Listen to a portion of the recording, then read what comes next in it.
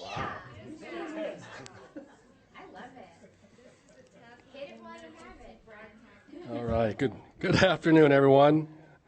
I'm going to call the Board of Trustees regular meeting of the Washoe County School District to order on February 10th, 2026. It is 2 o'clock, 2:02 exactly.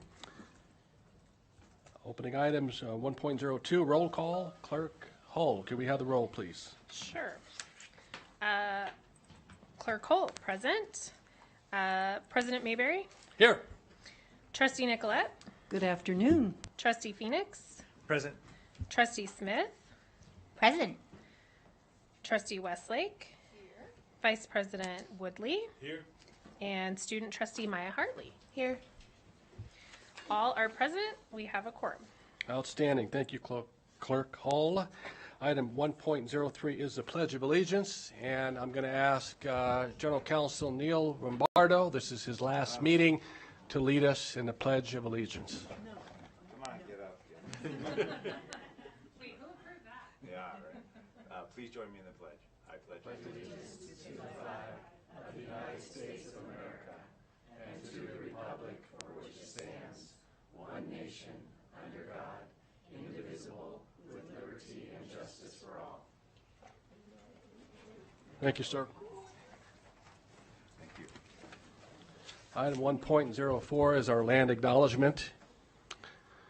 We acknowledge that Washoe County School District schools and communities are situated on the traditional homelands of the three major tribes of the Great Basin Native American peoples, including Northern Paiute, Washoe, and Shoshone tribes.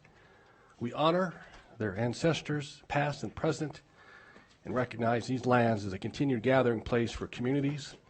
We express our respect and our gratitude for the opportunity to live, work, and learn here in Nevada. Moving on to our consent agenda items. Item 2.01 is our approval of consent agenda items. This is a short meeting, colleagues. Should be anyways. Thought we'd give you a break given the meeting we had, our last meeting with the budget, and it was a lengthy meeting. So item 2.01 is approval of consent agenda items 2.02 through 2.04.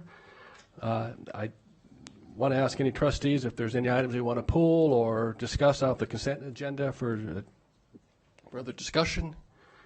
Okay, seeing none, I'm going to call for public comment on the consent agenda. I have no cards for consent. Okay. Looking for a motion to approve consent agenda items 2.02 through 2.04. Mr. President, if I may. I move that the Board of Trustees approves consent agenda items 2.02 through 2.04. And I second. Got a motion to approve items, consent agenda items 2.02 through 2.04 from Vice President Woodley, second by Trustee Phoenix. All in favor, please signify by saying aye. Aye. Those opposed? Okay, motion carries unanimously. Thank you. Move on to item 3, items for presentation, discussion, information, and or action. Again, very short agenda. We have 3 items. We'll start with item 3.01 rather. It's a discussion, possible action for the Board of Trustees to affirm as both a board, individual trustees, the board's governance model, balance governance, the board policies and board protocols by practicing informed oversight and recognizing the board's delegation of daily operations to the superintendent is found in the 9,000 series of board policies, and in particular board policies 9050 and 9085. This will be presented by myself, Vice President Woodley, and joining us via Zoom is Dr. Thomas Salisbury. He's with us. Good afternoon, sir. Nice to see you.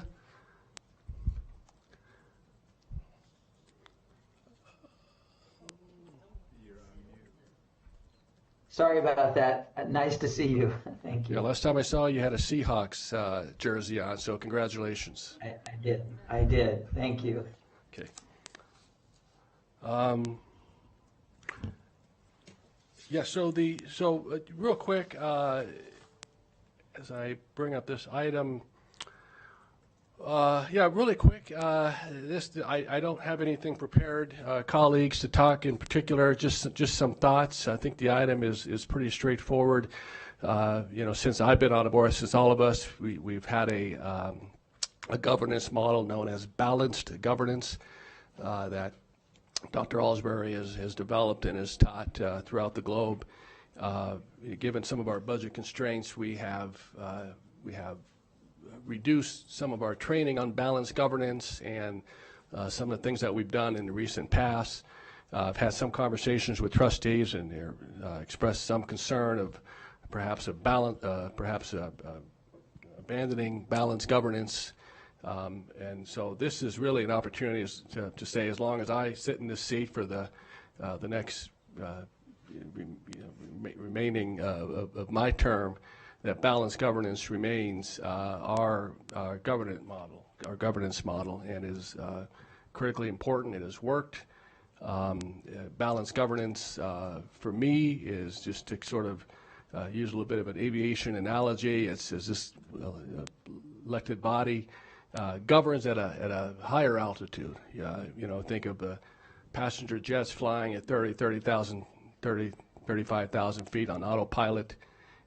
But that doesn't mean that as trustees that we're not monitoring the instruments, we're not checking the temperatures, ensuring our airspeed, our altitude, that we're flying straight and narrow, but we're monitoring what's taking place. If we have to make course corrections occasionally, we'll do that. We scan the environment. If there's a head-on collision, sometimes we have to make some drastic changes, and we've had to do that through the course of our tenure here. It certainly doesn't mean that we don't ask the hard questions. It doesn't mean that we don't advocate for things that are important to us. But it is reaffirming that we do have a superintendent who is responsible for the day-to-day operations of this organization, and we serve as policymakers. And that was what was on my mind, just to simply affirm and ensure everybody as we go forward that this is an important method of governance. I know there's a lot to this. I know Trustee Woodley, Vice President Woodley, has a few thoughts as well. And then I'm going to turn the remainder of the time over to Dr. Alsbury for some brief comments. And if there's any other further discussion, we'll have that and we'll move on.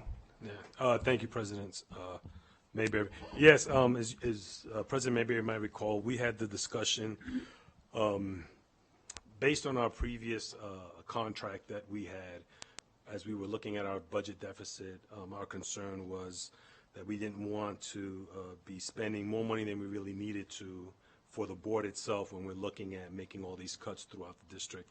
So one of the requests that we had made was to reduce that contract, but we wanted to make sure that there was no impression left that we were deviating from balanced governance.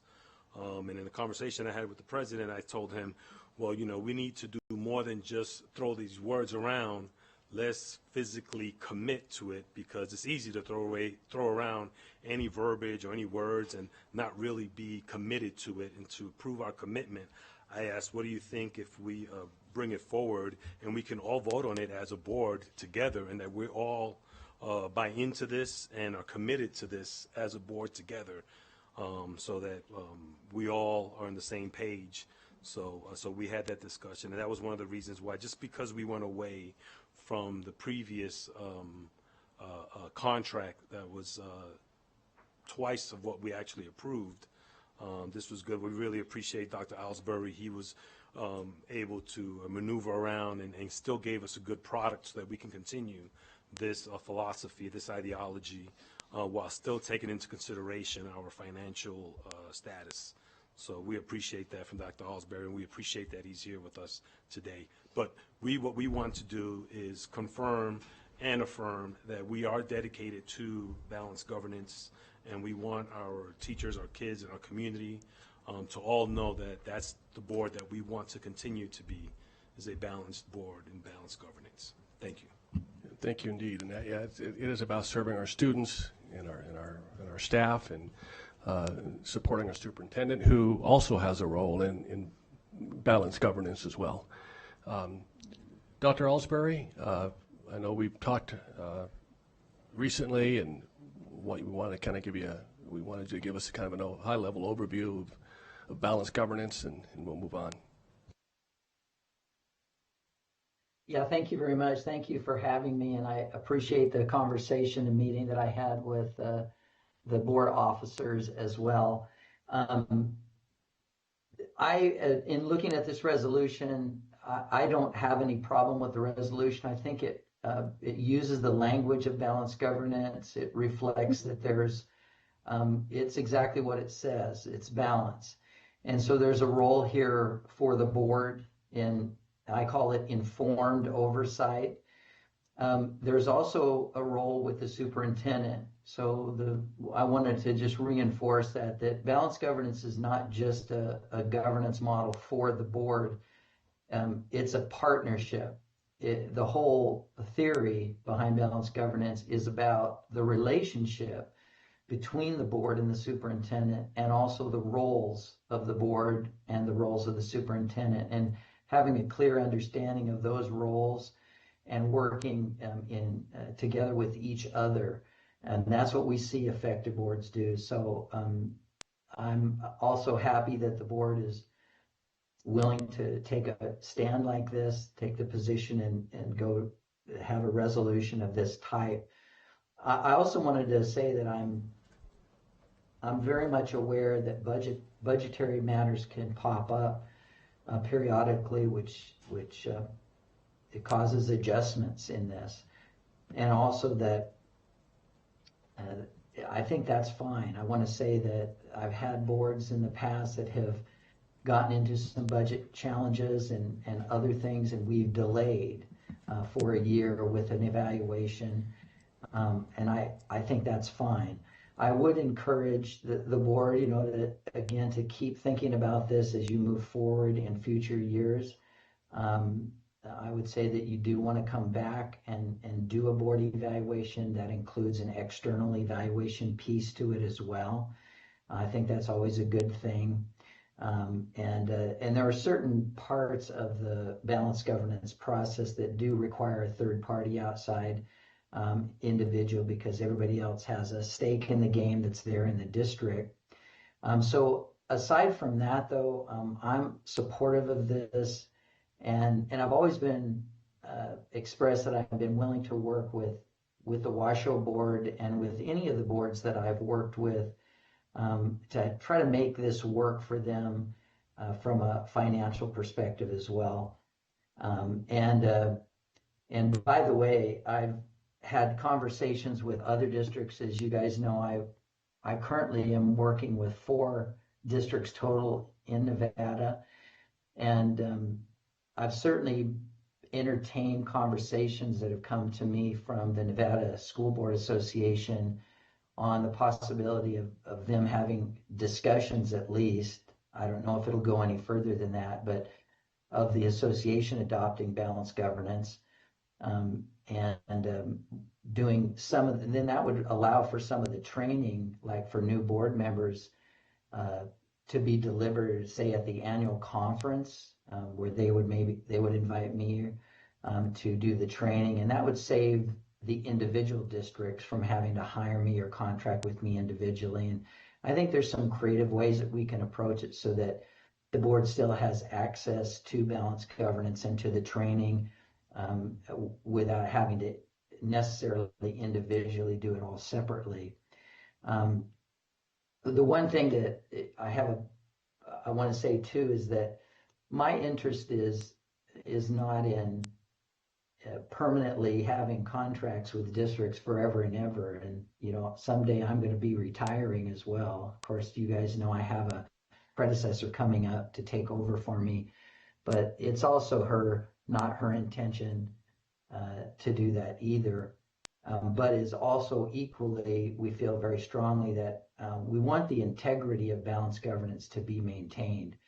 So that's certainly why I would have an interest in the board maintaining a relationship with balanced governance with the company, so that because not just anyone can do the training for balanced governance.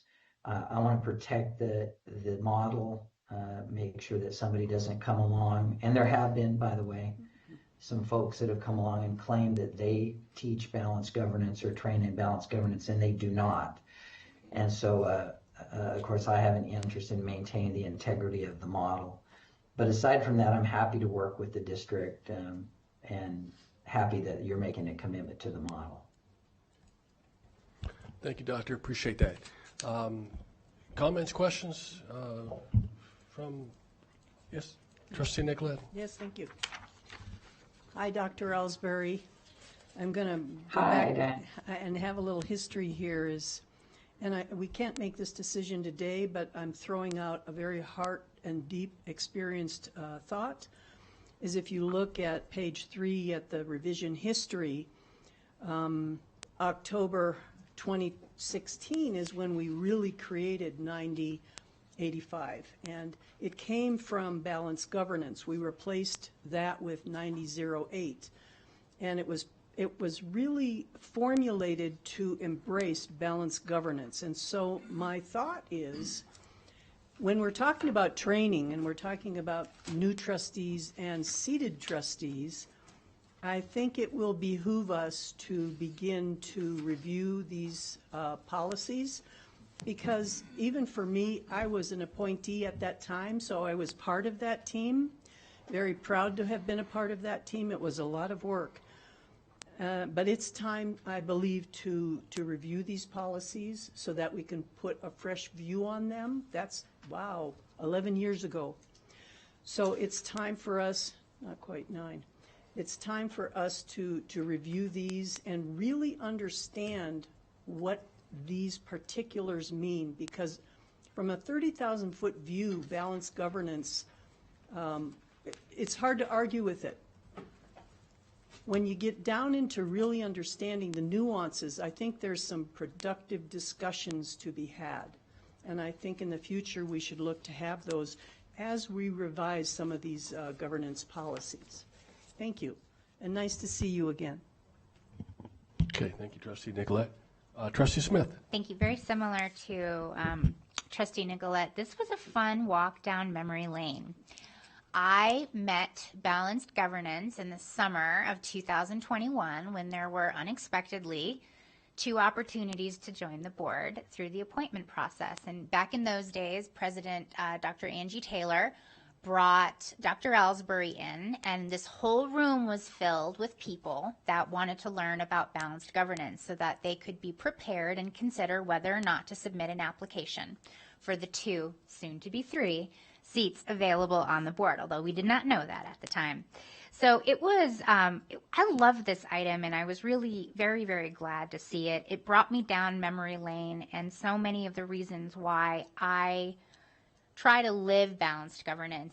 Balanced governance is the reason why, and I don't know if she's going to tell this story, that Trustee Westlake and I originally sat down and had coffee when we were on very opposite sides of life before her joining the board, but it was the inspiration of balanced governance and really living these principles why we even got together to have that coffee to begin with. So on that note, just something that's important to me is that when I read this item, and having had half a decade now nearly of training on balanced governance, one thing that I would at least like to say out loud, I would prefer if we evolve the motion to include in service to our students and community, because balanced governance is not about the 8 of us that sit at this dais, and I include the superintendent with that.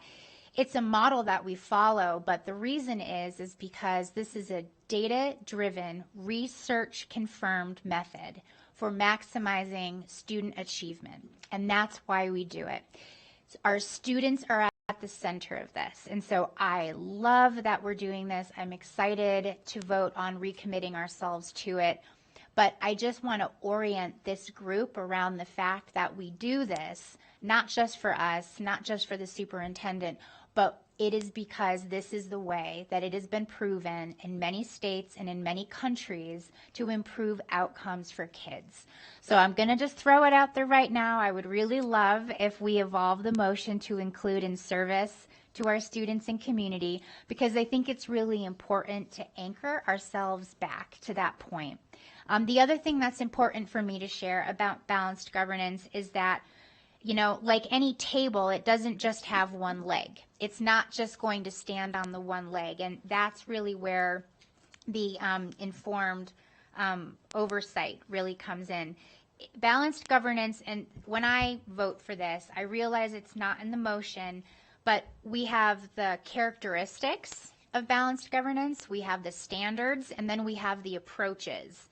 And within the approach is really where you get to informed oversight and, of course, the delegation of daily operations to the superintendent. But it's more than just that informed oversight. You have the characteristics that you really have to follow and take into your heart and constantly be looking at the way that you're showing up and where you are on this spectrum. The same thing with the standards that are hard. So, for example, on the most recent board evaluation, we actually scored highly effective in the area of disengaged versus overreaching. We did, just on the evaluation we got last summer. So what we're calling out in this motion is something that we were rated highly effective on. And there were other areas that we did need to work on, like making sure that we're doing direct inquiry, versus management inquiry. And these things are hard. Being as someone that helped create the agenda for 3 years, I know that this isn't easy. So what I would ask of my colleagues is that when we think about this motion, it's not just the informed oversight, but also those characteristics and those standards that we really have to follow. So when we vote on that, I just want to make sure that I have it on the record that following balanced governance is not just the one approach of informed oversight, but really how we all show up in this role together. And we do this in service to our students and community. So, thank you. Yeah, well said. Thank you, Trustee Smith. Any other comments before I go to public comment? Yes, Trustee Westlake. Thank you, President Mayberry. So I'm glad that we are bringing this forward and making a statement by putting it on the agenda. I would like to tell the story, and then I do have just a minor concern. Honestly, balanced governance is why my colleague, Beth Smith, when I reached out for coffee, and I honestly was just reaching out, trying to feel the waters, so to speak, but in her heart, knowing that the work is important for our students and our families, she was willing to meet with me, and to bury the hatchet, so to speak, and mostly on my part, if not all, ugly things that were said. But she wanted to get to know me and also to talk about kids, to, open her heart to me and let me know how important being a trustee is in representation and support of our children and our families. So I too would like something about that said. The only other thing, and I'd already told Superintendent Ernst this in our meeting today, and I want it absolutely crystal clear that this has nothing to do with my respect for him, my willingness to work with him. I enjoy that. I can't think of a better superintendent to carry out the things that we need to be getting done for our kids and for our families, and I do trust him. The only thing is that this is an agenda, this is public record. We have 9085 stating, which we're supposed to all be following the policies, and I admit sometimes I don't do it to the best that I possibly could, but it's there, 9085. For one, I feel like I'm being painted into a corner a little bit, because saying no to this item would make it look like I am against balanced governance, of which I am not at all. I think it is imperative that we have this. I think it's imperative that we delineate what the responsibilities would be for the superintendent and what his job is, what our job is, but it's spelled out in 9085. To make my long story short, my issue is that in this particular agenda item, it's basically having us swear fealty to the superintendent, and it's already stated here. And my thing is when I vote for something, which I feel being painted into a corner, I am going to need to vote for this because it's important for me to come out and say I am for balanced governance. But the problem is attaching to it, pork, if you will, is that we're basically swearing allegiance to the superintendent. It's already lined out in 9085. And I would love to just vote cleanly for balanced governance and not the fealty part to the superintendent, which is already constructed in 9085. And I don't know, maybe I'm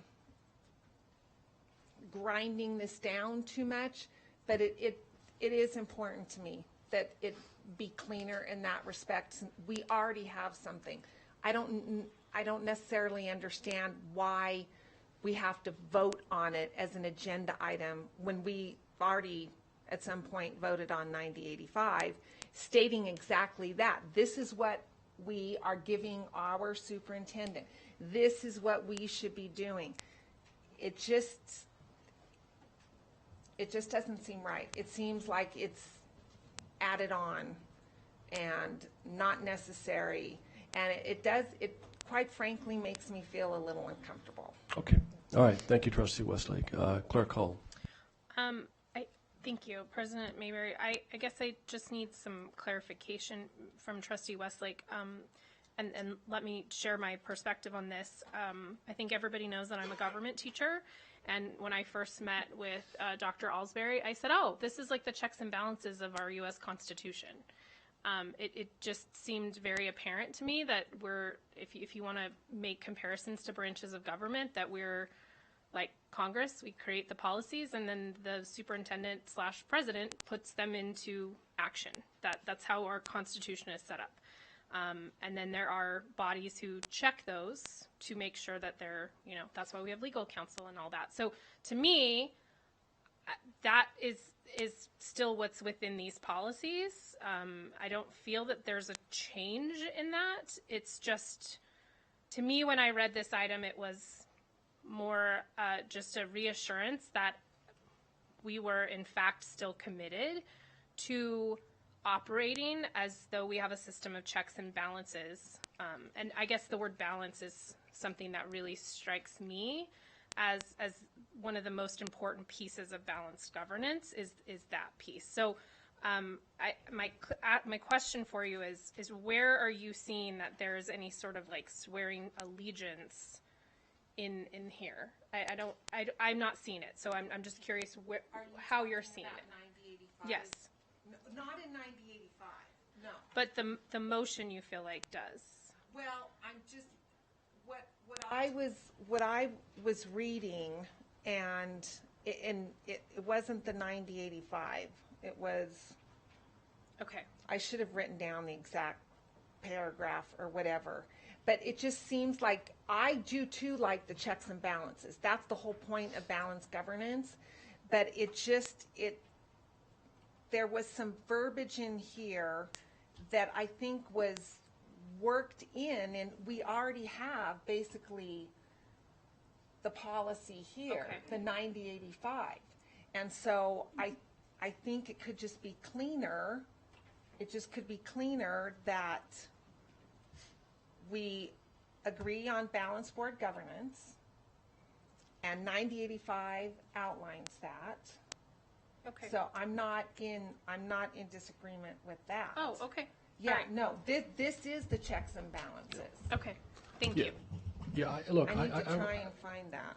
I would just say that 9000 series really are the board's balanced governance policies, and we're required to comply with all the policies. And so, I mean, it was just the intent to affirm that. It really, I don't know how easier to state that. I don't think we're being boxed in a corner. We're not swearing allegiance. It's just that the policies support balanced governance, and that's why we have them. If it's something we want to take up in the future, we could do that.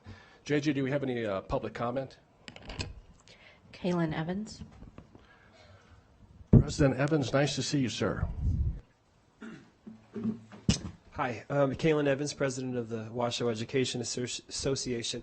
And just briefly, I want to emphasize just the importance of engaged trustees.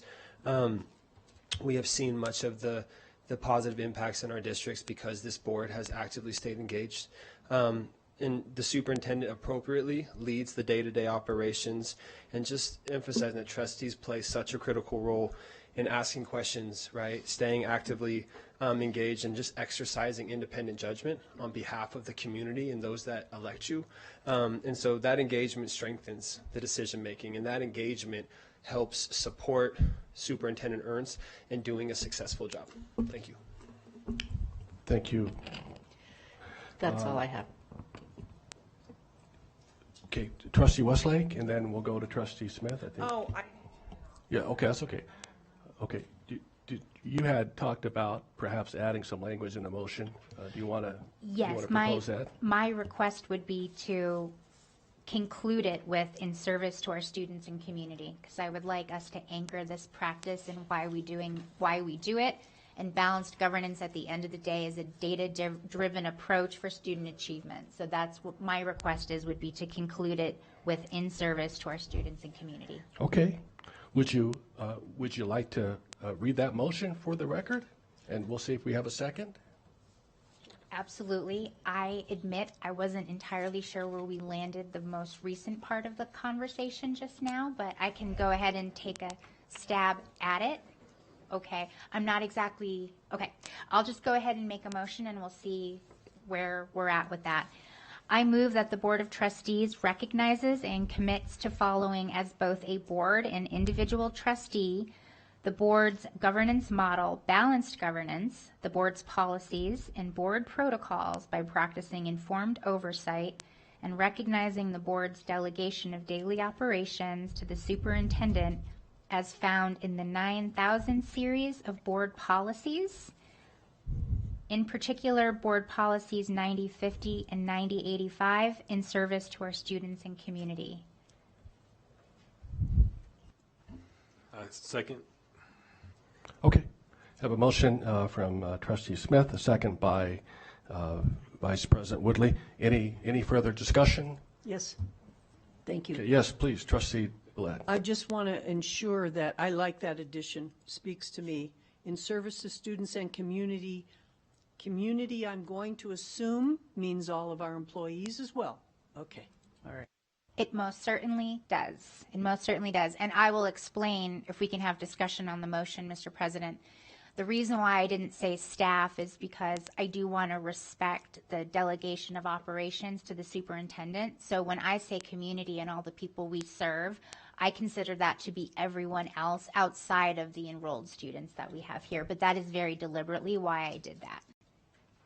And I made that motion because I wasn't entirely sure what the interest would have been to make other changes, but that's what discussion on the motion is for, but that's my motion for now. Yeah, I appreciate everybody's dialogue. I appreciate where you're coming from, Trustee Westlake. We have a motion, a second. Seeing no further discussion, I'm going to call for the question. All in favor, please signify by saying aye. Aye. Okay. Aye. All those opposed? Okay. Motion carries unanimously. Thank you for that discussion. I appreciate it very much.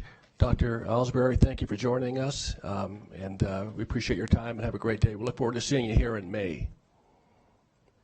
Well, thank you very much. I'm looking forward to seeing everybody, and I did want to leave you with just one congratulations, is that Washoe, over the history of the time, working with balanced governance, as you've stated today, has been successful, and so successful, in fact, that other of your districts in the state of Nevada are taking your policies, if you didn't know, and adopting them. Carte blanche. I'm working with districts right now, and they discussed, well, we need to revise our policies, and in the end, the decision was there's no sense in us trying to rewrite our own policies. Let's just take Washoe's policies and make them ours by changing the name. And I think that's a real compliment to your policies and your procedures and that you have used with balanced governance. So congratulations for that. Thank you, sir.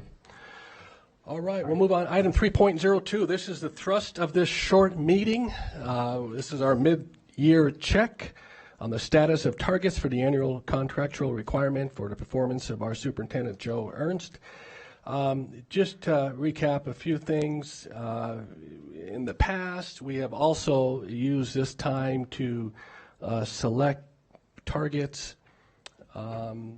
for the upcoming school year, and we're gonna pause that, and we're gonna push that to May.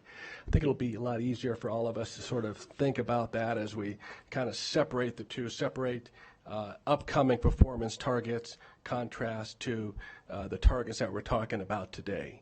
And then, so as a midterm that we're going to talk about today, then we will evaluate these at the end of the year in October of 26, and that'll be your annual evaluation, right? So having said that, I'll turn it over to Superintendent Ernst. Thank you, Mr. President.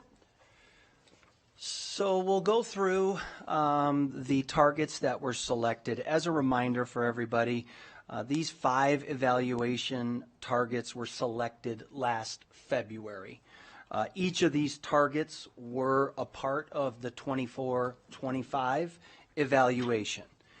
And you'll note up there that we have made strong progress, and I'll put these just kind of in an abbreviated form. The first target is around P5 foundational learning. I look forward to talking about the progress that we've made in that area. We also, the second target is really about increasing extracurricular and co-curricular opportunities for students. We're seeing some real encouraging progress in that area. Improving physical safety is target 3 among a couple of other areas. Target 4 is really about strengthening recruitment and retention throughout the entire organization, and we've made real progress in that area. And then number 5 is about expanding advanced coursework and opportunities for our students. So the first one, and there's a lot of text there, and that's intentional just to really bring it into context and show the progress that's being made. But what I will do is just narrow it down to what I think are 3 key areas. One is the progress that's been made around the science of reading. We have really been committed as an organization to professional learning. A number of years back, there was a pretty good pause due to some disruptive factors in our world around professional learning. And what we have been able to do is really make an effort to provide high quality professional learning for staff. Now, as a reminder, science of reading is over 60 hours of training over 2 years for our teachers. So it's a significant investment that our teachers make. To give a little more background, our state has also adopted requirements to now have districts do the science of reading professional learning. And so we've been a bit in front of that. And what you can see is that this is uniformly regarded by our teachers as the highest quality professional learning in their careers. And that says a lot. It really is around foundational reading, make sure that we are solidifying those aspects and kind of moving from there. In the first semester this year, we have trained over 160 additional teachers, and now we're close to a total of 600 of our educators. Now, just outside, this is a P5 strategy, but recognizing student achievement in our middle schools, we have also really made a concerted effort to now bring the science of reading up into our middle schools and have done training in that area. So again, these are really foundational literacy practices, and again, what we have seen is historic gains in our student achievement. Plenty more to do, but we have seen some significant student gains. The second part on this is around attendance, and attendance has been really a focus that we have had as a school district the past couple of years. It's intuitive when we increase attendance of our students. Our teachers, our educators will tell you that they can help students learn all that they need. Relative to the P5 area, what we have seen is kindergarten typically can be the highest grade in elementary school with absenteeism. And what we have seen over the first semester is we are now just under 11% with chronic absenteeism with our kindergarten students. We also know that the habits that our kindergarten students develop are habits that they take with them. There are some predictive factors when we look at attendance in kindergarten and habits that stay as they go through. So we've made some concerted efforts in that area and progress. And when I say we, there's a number of people in the audience and our community that have really helped push these efforts forward. We have engaged in extensive marketing campaigns and education for our kindergarten families. And really it has been an entire community effort.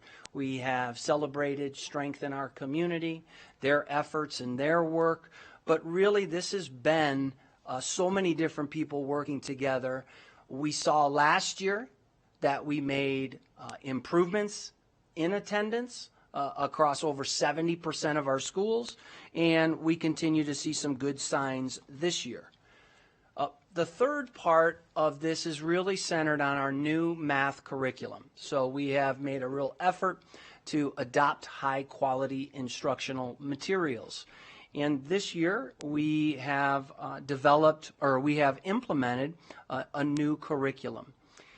What you'll see with some of the data are some encouraging signs. Again, always so much work in front of us.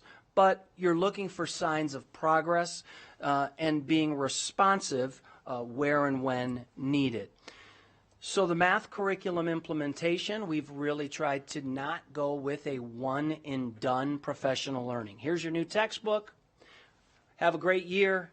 We're here to help when you need it. No, this has been on a monthly basis, making sure that we're working with capacity builders in our schools to make sure that as our teachers are using these materials, we're gaining insights from them about how to most effectively use these materials and then design professional learning in accordance with that.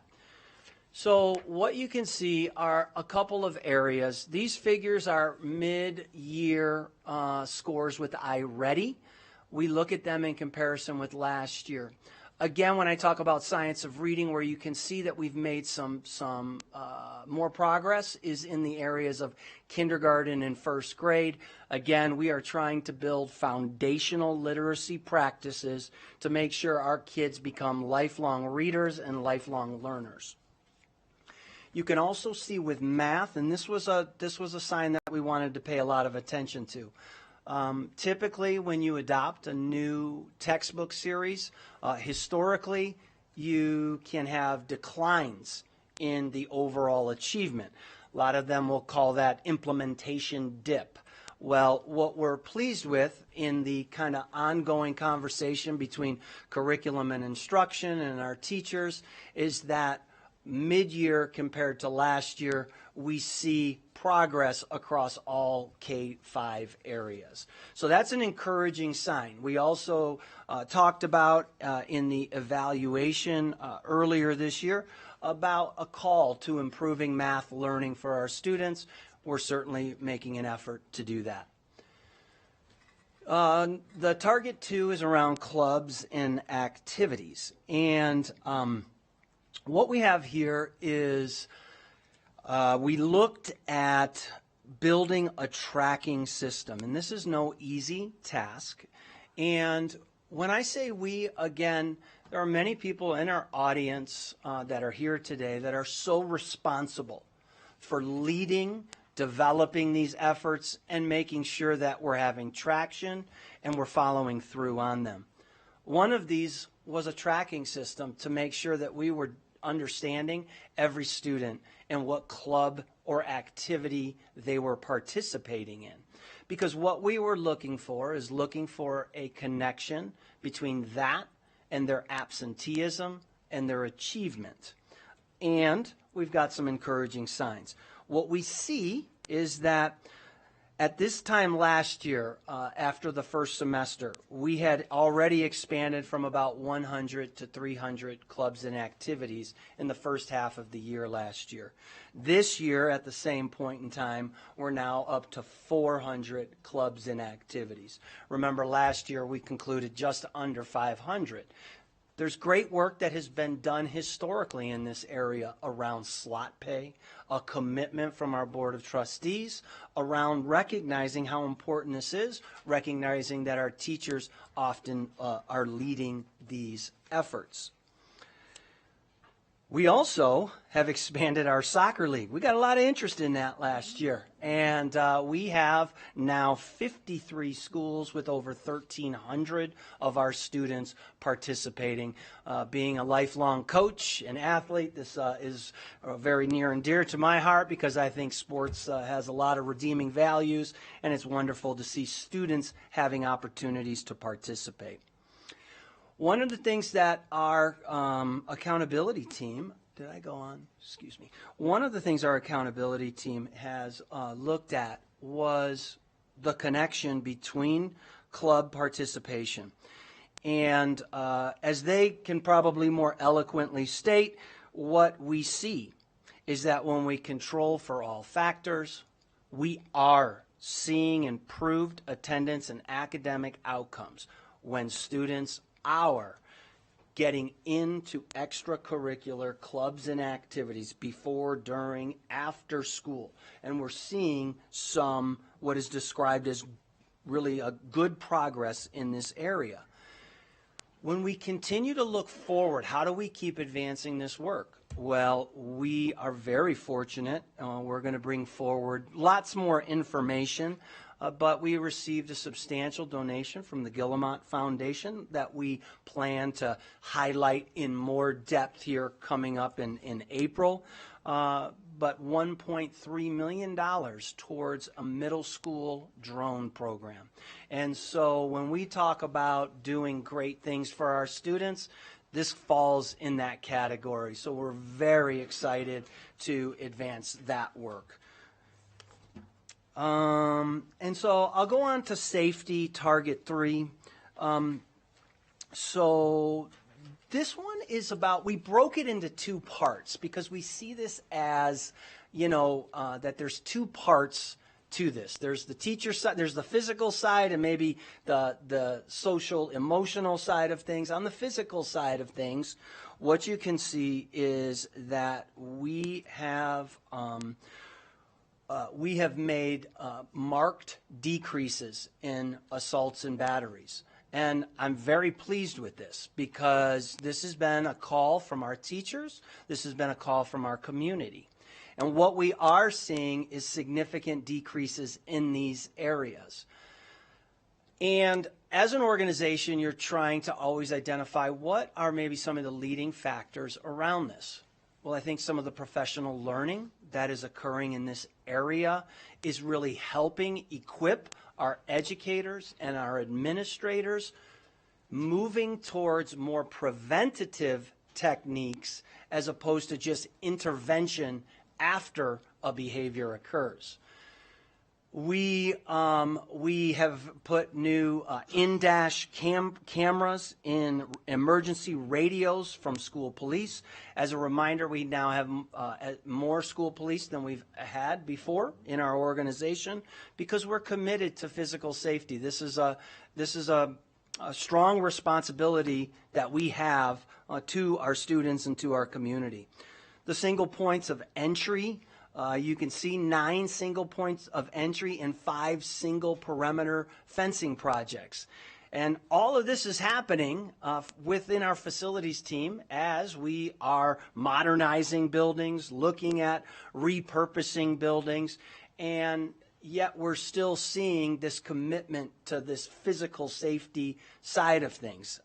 So that's what I would say in that area. And then on the other side, you can look at, see increased educator sense of safety. And I think it's really encouraging. And again, we had the highest participation rates amongst our staff on the staff climate survey last year and way more even this year. And so that's an encouraging sign that people are willing to lean in and provide that feedback. I hope that it's deepening trust. We're going to keep our eyes out for some new requirements from the Nevada Department of Education around surveys and maybe expectations that they have, but I'm encouraged because these allow for some anonymity from our educators. And what we see, 9 in 10 of staff feeling safe at schools and declines in problematic behaviors. And so attendance, let's get better at attendance. Let's make sure our students are behaving. And let's make sure they're learning foundational understandings. Those are going to help improve academic outcomes. So you can see how the parts fit together.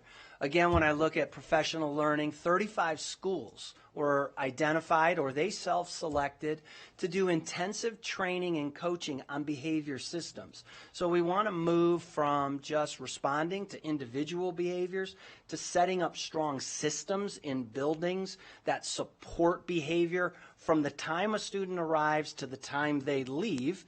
And then certainly when there are situations that extend beyond the school day, how do we address those as well? So you can see the professional learning. Our deans, assistant principals, and principals receiving extensive training on the new behavior manual and bullying. And again, what you may notice here is that on top of all of that, it's important to know that we as a district offer no fewer than 26 types of training on behavior prevention. And so we're really working hard in this area. It's an important and fundamental aspect to what we're doing for our students. Just to put some numbers to it, you can see the first one, safety, and again, that is around staff perceptions around safety in the buildings at 91%. And you can see, I want people to understand higher numbers are better. Sometimes the way questions are asked can throw people off. So the higher the number, the better the score. You can see 79% improvement with that agree that student misbehaviors like fights or other conflicts with staff are a problem. So our teachers, our educators are seeing progress in this area. And again, I think it's an investment and a focus, and that investment is around professional learning. As a lifelong educator and teacher myself, an administrator, this is an important area, and there's a lot to learn in how to do it most effectively. And our team has really been committed to doing that. Target 4 is staffing. What we know is that when we get high-quality educators in front of our students, that's going to improve academic outcomes. And we continue to see reduced vacancy rates down to 3.42, reflecting really a strong commitment to our recruiting strategies. And there's been a lot of work done in our district to ensure we have a strong pipeline of educators across every classroom, building, and department. And so pipelines are not just on the teacher side of things, they're on the curriculum and instruction side of things. We have been working in space that has not previously been by developing succession plans to retain institutional knowledge, to make sure that when folks are at the end of their career, they are able to pass along 20 years of experience that they've had in the position and work to do some cross-training over 4 to 5 months' time to really help retain that institutional knowledge and help the person in that position that's new to that position really be able to have a successful start in it. I will tell you this, when you look at more budget information across our state, we're thrilled that even in the midst of a budget crisis, and I remind everybody that it's been over 2 years, approximately $25 million worth of cuts, that even in the midst of that, we were still able to secure COLAs, for our administrators, our certified staff, through newly negotiated agreements. And I think that's a tremendous commitment that we have to the people who are doing the work. We've increased principal retention. And this is, you're looking for stabilizing factors. The more turnover you get, the more change you get, that can lead to some undesired outcomes. So the team has been really looking at, we developed, looking at our principal retention, and what we're trying to do is create a culture that people want to join. And what we have been able to try to do, always work to do, so please, everyone who has a chance to listen, realize we never arrive. We are going to strive to get better and better. We are committed to continuous improvement. It is one of our guiding principles. But we're working to define how we operate as a school district. It's grounded in our guiding principles. And we're seeing that people from outside the organization are wanting to join the organization. We're seeing people in the organization desiring to take a next step forward towards advancement and new opportunities. And so what we saw last year, 45 academic achievement awards this past year. Lots of credit to our communications team, because by pushing this information out to our community, to potential employees, it gives them a sense of the progress that we're being made. And so, and then really one of the core pillars in the strategic plan is elevating educators. So we've featured the hard work of our educators prominently, both to honor their immense efforts, but also help attract more teachers to come into this work. Later today, during Superintendent Highlights, I'll be able to share one of the Class Impact Awards that we have recently celebrated.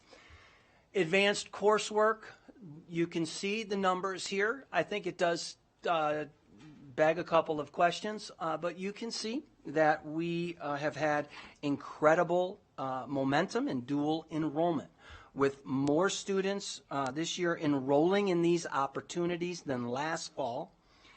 And we're very grateful for our NSHE partnerships to expand these opportunities further. And we're very grateful for our teachers because we're dependent to be able to expand some of these opportunities for our students. It requires our teachers being willing to teach dual enrollment courses. So we've seen progress in that area.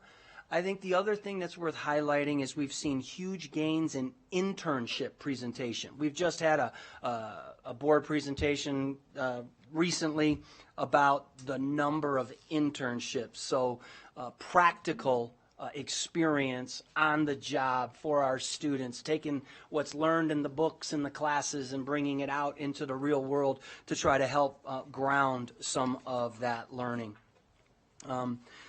And so we're real pleased with that. And then one thing that might be noticed, there is a decline in overall participation of students in advanced courses. So you, I'm sure, all noticed that when you looked at it. And those are around CTE, AP, and IB. And there's some pull and tug in that space. This decline is equal to or slightly less than the overall decline in total high school enrollment. So there's a couple of things there is what we're pointing to, is that there's the desire for dual enrollment, but we had a 2.2 percentage point drop in advanced course participation versus 2.6 percentage point drop in overall high school enrollment. So there's a couple of things that we try to get. So we try not to just leave those numbers and just not look at them in detail. We're always trying to make sense of those. Again, we've highlighted the massive expansion in the aviation programming. Really good work. I know that's near and dear to many of your hearts. And so we've made some nice progress in that. So you can see, again, the overall total around advanced course participation. So those are the 5 targets that were selected for my evaluation in February. They were an extension of the previous evaluation. And if you have any questions, be happy to answer those or anything along those lines. Thank you, Superintendent Ernst. Yeah, we'll open this up for questions, comments.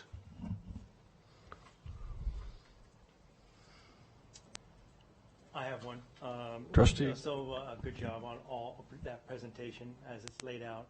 Just listening throughout the year, you just see the progress as it's gone along, not just you showing numbers here at the very end. We've seen it as we've progressed every meeting, every update, everything that we've all talked about. So all that's it's huge. And so I appreciate kind of telling the story, as I would say it, you know, how we marked our success. And so looking ahead, I know that we have budget constraints coming ahead, and we have things to really consider, you know, to be able to sustain these things that we're doing.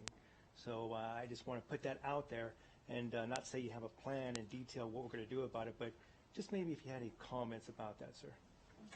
Thank you, Trustee Phoenix. I think it's a really important question, and I appreciate you raising it. So we've talked about the budget cuts, again, $25 million over the past 2 years. And these are very difficult decisions. And our team has put a great deal of thoughtful analysis in. Our board has made courageous decisions in these areas. One of the things that we have been able to hang on to are what we have identified as priorities. And so in our strategic plan, we've called out a value and a commitment towards our clubs and activities. No cuts in that area. We looked at our collaborative schools, the ways that we are supporting our 1- and 2-star schools. And last year, we decreased the number of 1-star schools. We cut it in half, went from 24 down to 12. So that was really good. This year, in the backdrop of our budget cuts, we made no cuts in these areas. We were able to continue these same supports. So the reason I address it that way is because, you know, they talk about looking at budget and it being a reflection of priorities. Well, we have been able to keep our priorities and not have any impacts to schools in terms of cuts that have been made. When you look across our state right now, you maybe see some different approaches to that. But we have really worked hard to limit impact of these cuts on our schools. So we want to continue with this progress. Are the challenges real? They are. The challenges are very real. Do we have just incredible educators that are so dedicated to doing great things for students? Yeah. And if we continue to work together as a team and we stay focused on the identified priorities, then I think we'll continue to see return on investment like we've seen over the past couple of years. So just to follow up with that, thank you for that response. I appreciate that. That kind of spells it out that we're sticking to our plan and we're moving along, even though we have these budget cuts coming. But I also wanted to let the staff know, thank you for everything that you guys do. And I appreciate you because that's where all the work comes from. Being a former staffer, I know what it's like. So I just want to tell you, thank you very much. Thank you. Thank you, Trustee Phoenix. Superintendent, I have just a couple quick questions for you. You touched on single point entry. That's very positive news. I mean, I think that by the time this school year is done, all of our schools will have single point entry. Is that correct? Very best case circumstances, no later than the start of next school year. Got it. Okay. So we're right in that space. And then on the CTE side, you know, when I think of the CTE programs, you know, I think of the signature programs, you know, Spanish Springs, sports medicine. Reed has, you know, similar programs, business and marketing. All of our high schools have a lot of these CTE programs. I'm just surprised that there's, even though our enrollment's down, I'm surprised that CTE programs are down. Is there a way to crystallize that a little bit?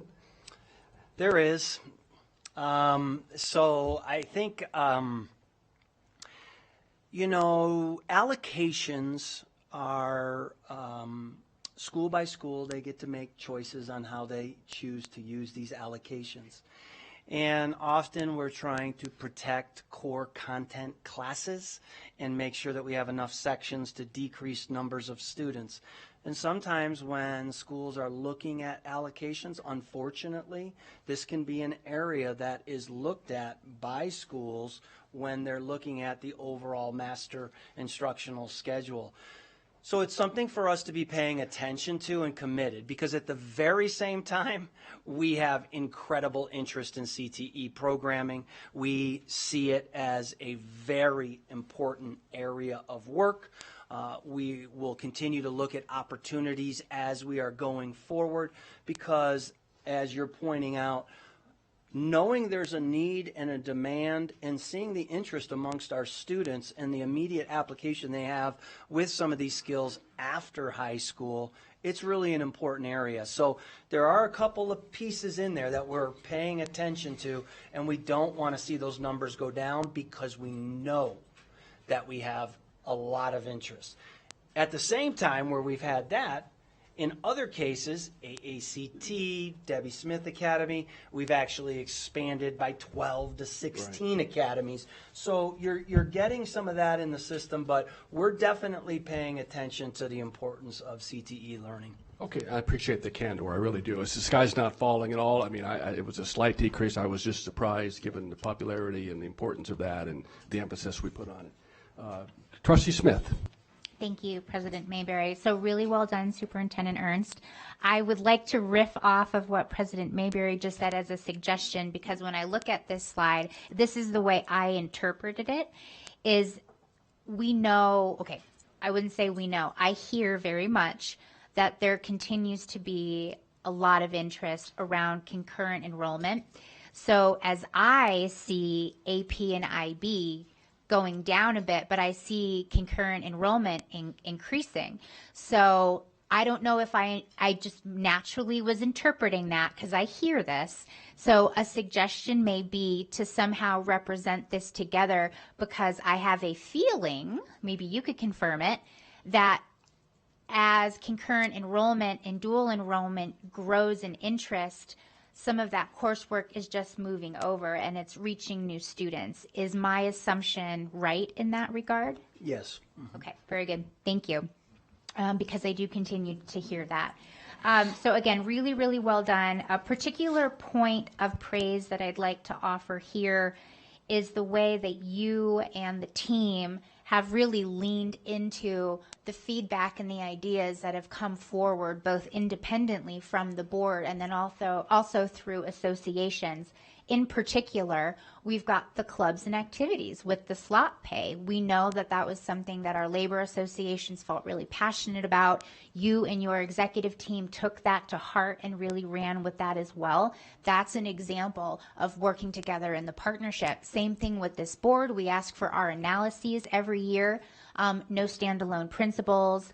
This board also took the behavior manual a few years ago straight off of consent and then turned it into, Dr. Lamarca, I'm sure, still remembers that. But look at how well you and your team have embraced this and grown it and taken it to its next level. And I think that this is a fantastic representation of the partnership that happens. And I want to thank you for that very, very much, you and your team. And then finally, I do have a question around the surveys. So the staff climate survey, I think I understand how that works fairly well. Do we do any sort of baseline survey for our team members that are not educators or school-based professionals? Like, is there a baseline survey for other staff outside of that? Okay, that's it. That was my question. Very well done. Thank you.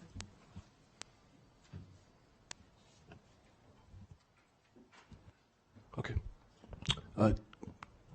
Clerk Hall. Thank you.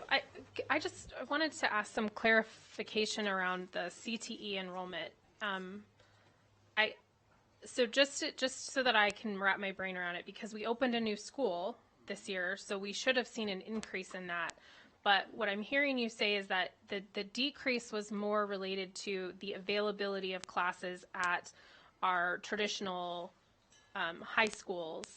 And so it wasn't that opening a new school, I mean, because 776 kids can potentially go there, and I know there's about 600 at AACT, and I know from both of the principals at those schools that they had over 2,000 applications. Granted, some of them were the same kids applying for both schools, but still a large interest in those schools. So the decrease was most likely at our traditional schools, and that really had to do with the availability of class space. And the use of teacher allocations. Okay, Yep. okay. So something for us to consider how we make sure we're allocating that, because the interest is there, I think, from the kids regardless. So that's really interesting. Thank you for that clarification. Trustee Nicolette. Thank you. Absolutely, the interest is there, and that's the exciting part, and I know we'll figure it out. So I want to lean into this a little differently, because you are very eloquent at bringing your team into this work with the data, and you use "we" a lot, as you should. I would like to hear from you, Superintendent Ernst, how you feel about your performance on your level. Of course it's about the we. You couldn't do it alone, and we couldn't do it alone, and so thank goodness we're together. How about your performance? What do you think really worked in your style, and what do you hope to have happen in the next couple months? Well, thank you, Dr. Nicolette, for the question. Well, I'll try to get to it, but it might take me a bit to get all the way there. First, when we do say we, it is about we. Just really good people, given a commitment and given absolutely their best morning, noon, night, 5 o'clock in the morning, Saturdays, Sundays. You have people that are so unbelievably committed and dedicated. And that's leadership, that's principals, that's teachers, that's bus drivers, that's everybody in our system plays a role.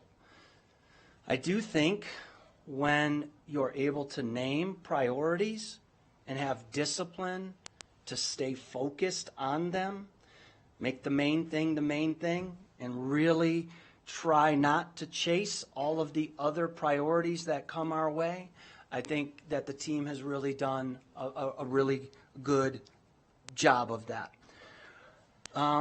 As a leader, I really try to empower people. You have great people out there that know more in their area than probably all of us up here combined. And it's about empowering them to do the work. And knowing that mistakes are going to be made, you're going to try to do the very best that you can. When you make a mistake, own it, try to learn from it, and try to get better as a result. But don't let perfection be the enemy of progress. And I think that's really important concept to hang on to because, they've heard me say you can't steal second with a foot on first. And I think it's easy to start getting reactive in education. And I just want to continue to empower our people and make sure that we continue to exercise good strategic thinking around the whole of things that leads to strong execution. The execution has, been an area that I think is always one that we want to be looking at. And it's one thing to have really good ideas and good plans, but the more challenging aspect is executing on those plans and monitoring and building accountability to make sure that we're making progress on them, but doing it together, doing it in a fair way, those types of things. And those are some of the things that I think as a leader, I'm very proud of the work. I will tell you, just as far as the way that I am, I don't think you ever arrive. I think you're always working to get improvements, and so I'm proud of the progress. We've seen historic gains in our academic outcomes. We've seen improvements in absenteeism. We've seen improvements in behaviors. So I'm really proud of that. And then we just have still so much more work to do in front of us. So that's how I'd respond to that. Yeah, he told you it'd take him a little while to get there. So everybody, that we is very much needed, huh? Trustee Westlake, you had your light on. Thank you, President Mayberry. I too wanted to say thank you to the superintendent and to his team. It's hard to execute an idea. I mean, ideas kind of just flow, you know, everyone's always coming up with an idea and can we try this, can we try that, what do you think about this? But to execute those ideas and to see them through, and I think that's kind of a consistent thing I'm seeing here. There was an idea, the execution, but we just keep sticking. It's like Novocaine. Sometimes, you know, the first shot's not going to work, but you just keep going with it, because it's probably very easy to, like you said, you get scared and you're thinking, oh my gosh, this is, you know, and the next thing you know, you're on to something else. But this is a lot of dedication, commitment, and staying true to the plan. Just keep with the plan, but seeing the results and the improvement, I mean, that's also empowering. That really makes me feel good, and it boosts confidence, and your hard work is really appreciated. Thank you. Okay, thank you. Yes, Vice President Woodley. Thank you, Mr. President. So from the very start, I see these increasing numbers, reading, math. Some of these numbers, they look at first sight like small numbers, +1, +2, but these are significant. These are percentages. These are hundreds, thousands of our kids. This is very positive. The fact that we increased our clubs and activities, also positive.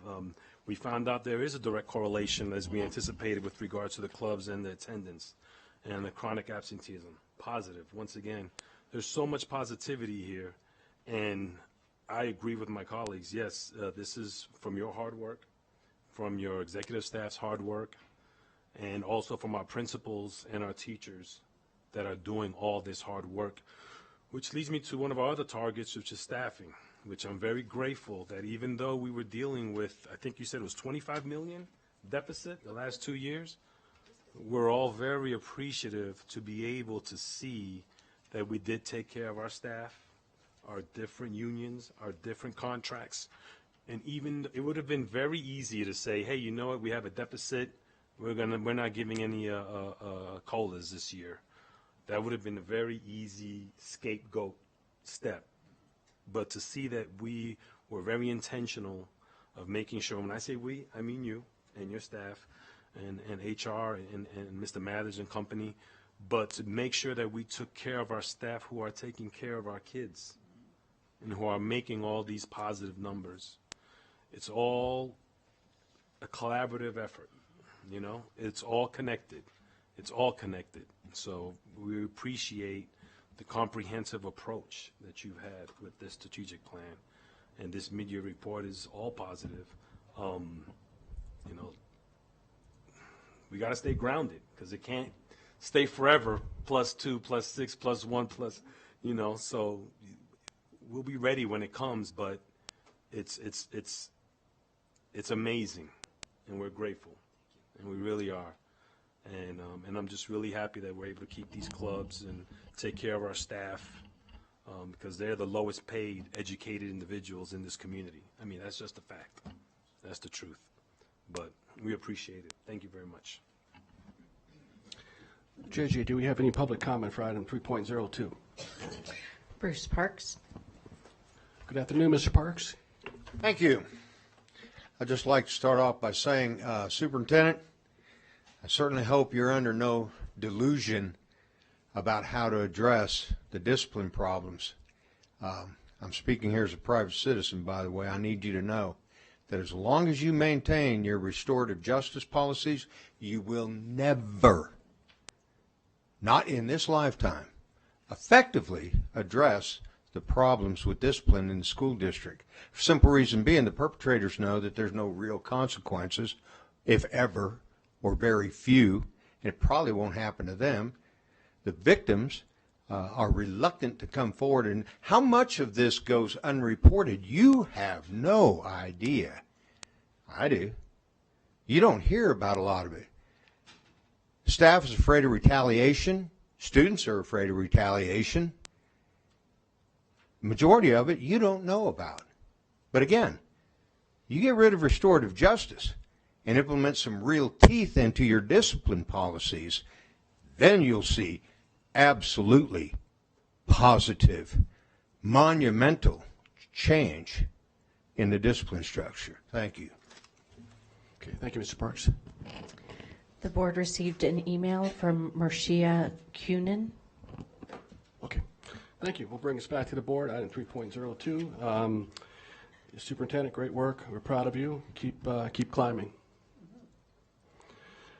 This is an action item. There's no further comment. I'm willing to take a motion. I'll go ahead and make that. Trustee So Phoenix. I move that the Board of Trustees accepts the mid-year targets update from Superintendent Ernst. Second. Okay.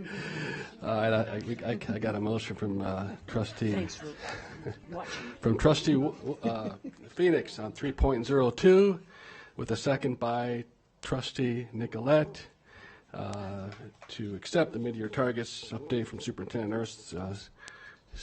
Seeing any further discussion? Yes. Oh, no, I was Okay. right. Seeing no further discussion, all those in favor, please signify by saying aye. Aye. Okay, those opposed? Okay, motion carries unanimously. Thank you. All right. And our last general business item is item 3.03. Presentation, possible action to provide preliminary approval of the proposed revisions of Board Policy 9300. With us is Kirk Starkey, our Chief Internal Auditor, and Sarah Montalvo, our Chief General Counsel. So welcome. Thank you both for being here. Thank you. Good afternoon, President Mayberry, members of the board, and Superintendent Ernst. Kirk Starkey, Chief Internal Auditor for the record. For this item, we're seeking preliminary approval of the proposed revisions to Board Policy 9300. This policy governs the district's Report Fraud, Waste, and Abuse hotline program, which the Internal Audit Department administers. The hotline program offers a mechanism for anybody in the community to report perceived incidences of waste, fraud, and abuse to our department for investigation. This policy is first adopted back in 2021, and after a few years of operating the program, it seemed like time to refine the policy, to update definitions, clarify some language, and incorporate current practices. First, I'll run through a couple of the more significant proposed revisions. Starting on page 1 are the definitions. After reviewing, we reviewed several accounting industry standard setting bodies such as the Governmental Accounting Office, the Institute of Internal Auditors, and the Public Companies Accounting and Oversight Board. We attempted to synthesize their definitions that they use in this area, and I think you'll find that these have been improved, and especially the fraud definition has been, I think, is much more manageable right now, the way it's edited. Next, on page 3 of the proposed revisions, there's two changes I want to point out under, let's see, a Roman numeral 4 there. This one requires the complainant to actually have actual firsthand knowledge of the complaint that they're submitting, the subject matter. They should have firsthand knowledge of that. Secondly, under Roman numeral 6, This item is basically to help alleviate some of the forum shopping that can occur in this area. People can file complaints in one area of the organization under certain facts and circumstances and then turn around and file it with our office with trying to obtain different results or different outcomes. These type of multiple filings, they can result in confusion and sometimes different results. Those are the biggies. The other proposed edits are mainly related to basically clarifying policy language and just refining some of the current practices we have. And at this point, I'm happy to answer any questions you may have. And if Sarah Montalvo with the Office of General Counsel, if I could just briefly add, as Kirk mentioned, a lot of these are really how we are collaborating together in practice with the Office of the Internal Audit.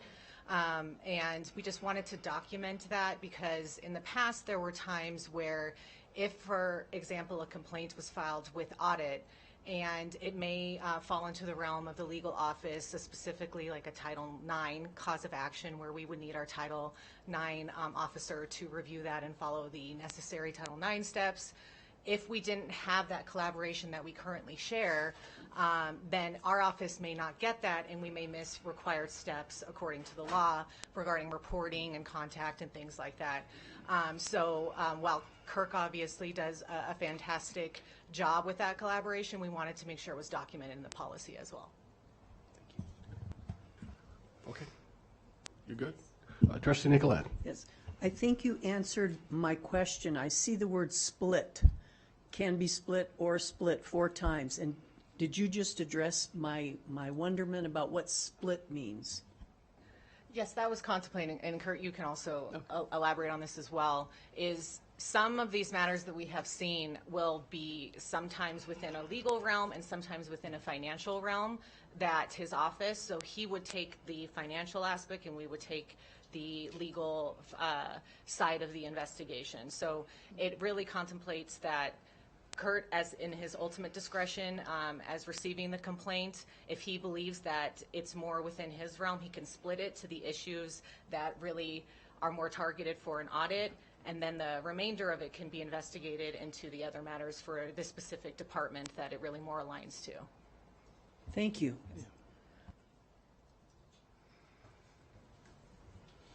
Trustees, Superintendent Ernst. Thank you, Mr. President. I just want to say thanks to both of you, Kirk, particularly with your leadership that you have in the internal audit department, the approach that you apply, the collaboration that you have with all of our departments, and the meticulous work you do when you're looking into different situations. So I just wanted to say thank you, and thank you, Ms. Montalvo, as well, for updating and making these changes. Thank you. Yeah, I second that. Thank you. Agree. I'm going to go to public comment real quick. Do you have any public comment on item 3.03? I have no cards for this Okay, item. we'll take it back to the board. Any further discussions? Yes, Trustee Smith. No, I'm just ready to make a motion. Make it. And before I do that, I think that this was really well done, and I think that this will also provide very important clarifications to the public so they understand how to engage in this process in the best way. So very, very well done.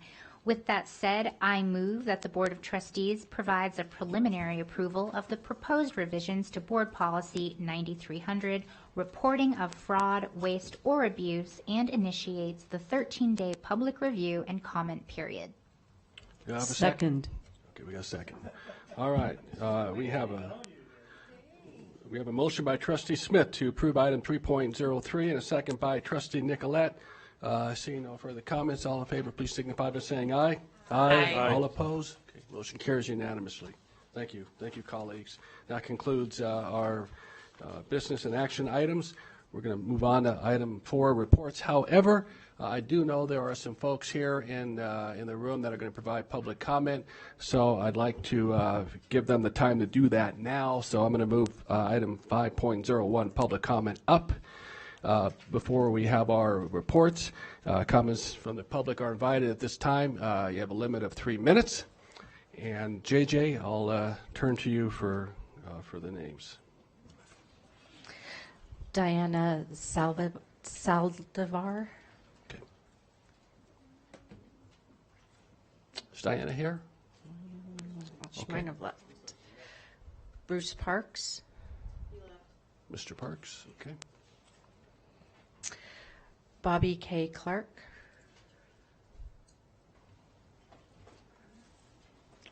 Good afternoon. Short person. Hello, my name is Bobby K. Clark, and I decided to come here to thank you. I wrote things down so I wouldn't go over my 3-minute limit time. I wanted to thank you for teaching my kids to think how to think instead of what to think. All of my kids attended Washoe County School District, and those AP classes were so good for them. They were so important to them. They had a wonderful AP Gov teacher who gifted them pocket constitutions. My kids literally put them in their pockets and their backpacks. They took them everywhere, even to a Niners game. Teens can get mouthy. When my oldest was getting really sassy, I got mad and I looked at him and I said, "Pipe down, little man." And my youngest whipped out his pocket constitution and said, "Mom, you are violating his First Amendment rights." Oh, I sighed and I said, "Let me use my First Amendment rights to rephrase. If you speak with respect, I will respond with respect." Washoe County School District helped me be a better parent, and I'm really grateful to you for that. And my youngest kid, he went to UNR and majored in poli-sci. He is living an hour and a half from Washington, D.C. He is the president of his local PTA where my grandkids go to school. And he's kicking around the idea of running for city council in the next 2 years. And I want you to know you changed my kids' lives. And I'm so grateful to all of you for doing the boring work, because this looks boring to me, of making our kids and our community's lives so much better. Our district taught my kids that their voice matters. This is one of the reasons you, all of you, matter so much to our community. Thank you. Thank you, Ms. Clark. Megan Manguso.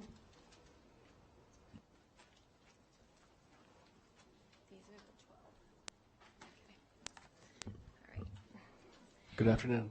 Thank you. Good afternoon.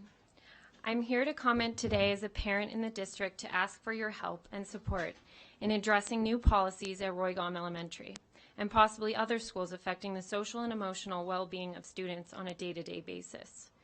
At Roygam, the administration has instituted no play before school, counter to all other elementary schools in our area and counter to extensive research about the benefits of movement and play for learning.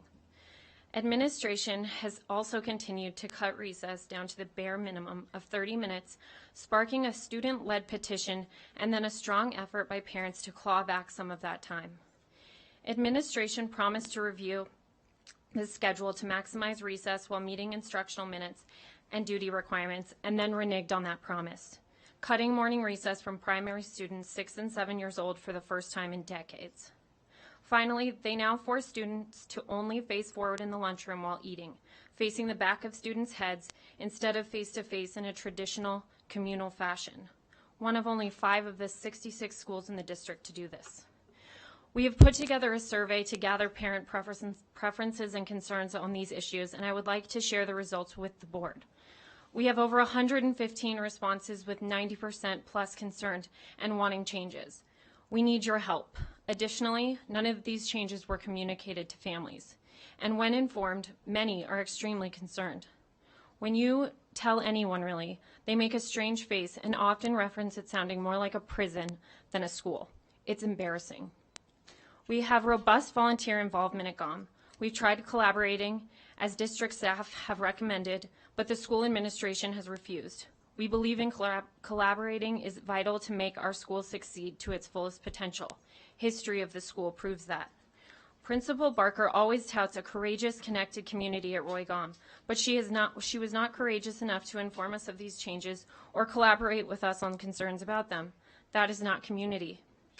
She calls our students scholars, but they are merely children who want to connect with their peers and enjoy learning together. These policies, like banning slides, quietly but collectively take a toll. It's killing the joy of school, which can have long-term effects on their academic success and very possibly enrollment decline, absenteeism at the school and the district. It is also important to note that the greatest masterminds of the world today, the leaders of industry, are saying the need for jobs will be eliminated by technology in the next 10 to 15 years.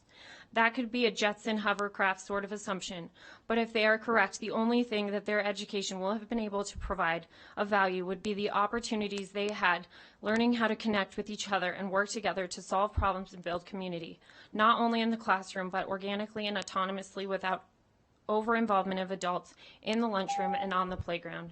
These are formative childhood experiences. Thank you very much. Thank you. We appreciate your time. Sandy Tibbet. Good afternoon, Ms. Tibbetts. Hello.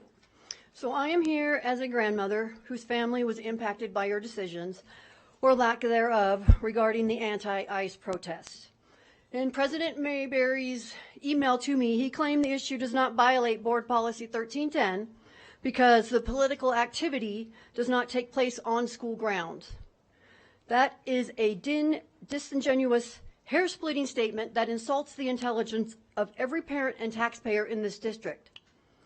The protests did not magically appear off campus. They originated right here in our schools. At McQueen, students were invited via flyers to meet in Miss Kretz's art room during school hours to make propaganda posters and plan their walkout. That is political activity on district property during school operations, which is in district violation of Board Policy 1310.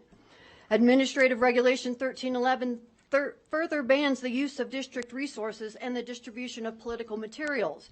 Yet teachers and staff allowed it, facilitated it, and the district did nothing about it.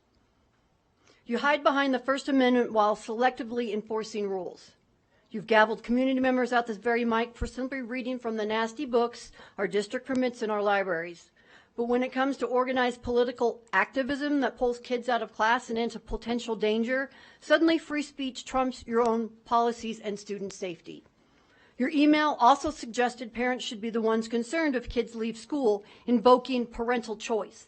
That's not leadership. That's shirking responsibility. You have legal custody of our children during school hours. You are obligated to keep them safe, not enable their participation in unexcused, disruptive, and risky off-campus protest. What you allowed was child endangerment.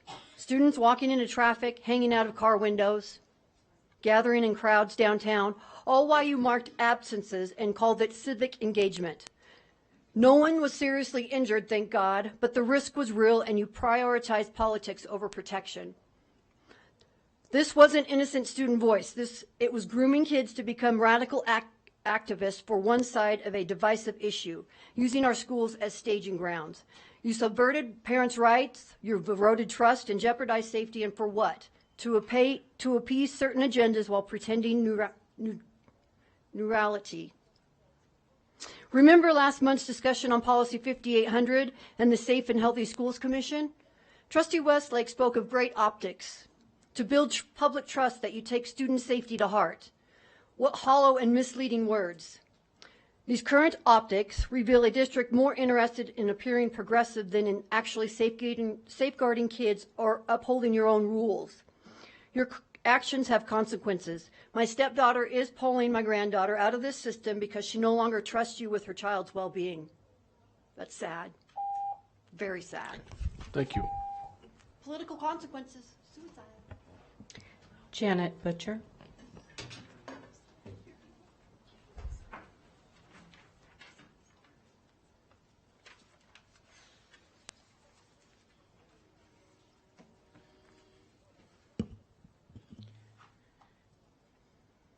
You're going to pass them out? Oh, okay. I thought I would like them to look at it too. Thank you very much. Don't have to mean mug me. Janet Butcher for the record. Boy, that kind of threw me off getting mean mugged. Janet Butcher for the record. Please enter my comments and document into the public record. I sent the attached to all of the trustees and the superintendent. I did not receive any response from any of the trustees.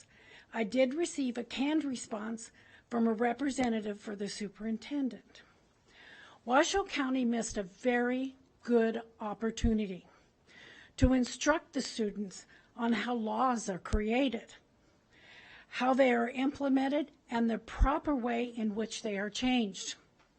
The students were not just allowed to participate, but it appears that they were encouraged by those responsible for their care during school hours. When did education morph into indoctrination, much like Hamas is engaged in, using children? Some students were unruly, yelling, cursing, and interfering with traffic.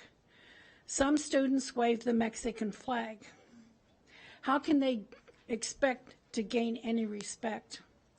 Having come from a long line of great-great-great-great-grandparents who fought for the Revolutionary War, fought in the Civil War, fought in every single war throughout this country. A former husband who was wounded in Vietnam. It infuriates me that we don't follow our laws. The public debate over immigration enforcement is currently defined by a fundamental and misunderstanding of federal authority. We must bridge the gap between slogans and status. To understand the warrants, you must first understand the agency structure. ICE has two primary divisions with distinct missions. The law did not change between Obama and Trump administrations, only the political will to follow it did. ICE does not need a judge's signature for a public arrest. If you do not like the statute, change it, but do not pretend that local sanctuary slogans can override the supreme law of the land. Thank you. Thank you, Ms. Butcher. Adrienne Connolly.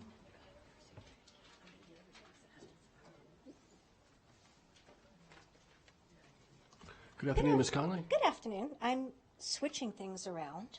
My name is Adrienne Conley, and I've been a kindergarten teacher in Washoe County for 23 years, so I'm here to talk about kindergarten screening week.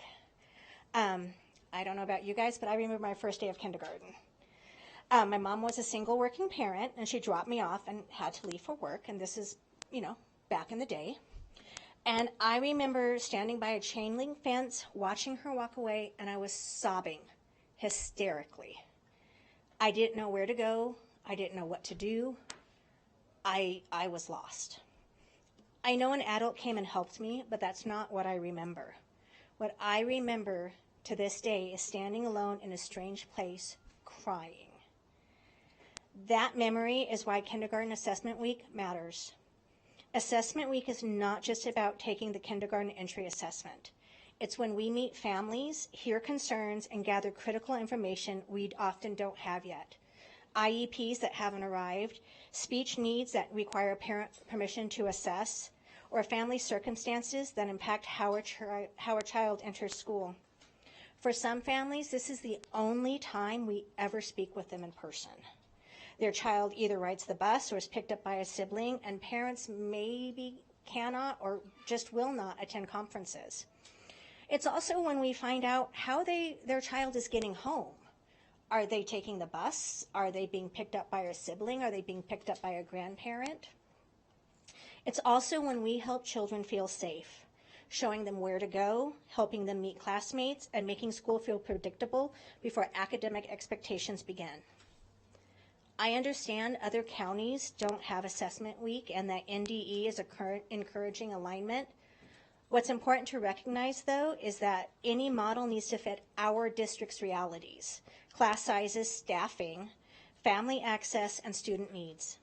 Before adopting a new approach, it's critical to understand how assessments, placements, and family communication are handled in practice, not just on paper. But I don't come empty-handed. I do have solutions. One option is half-day kindergarten for the first 4 days with assessments conducted the other half by classroom and EL teachers.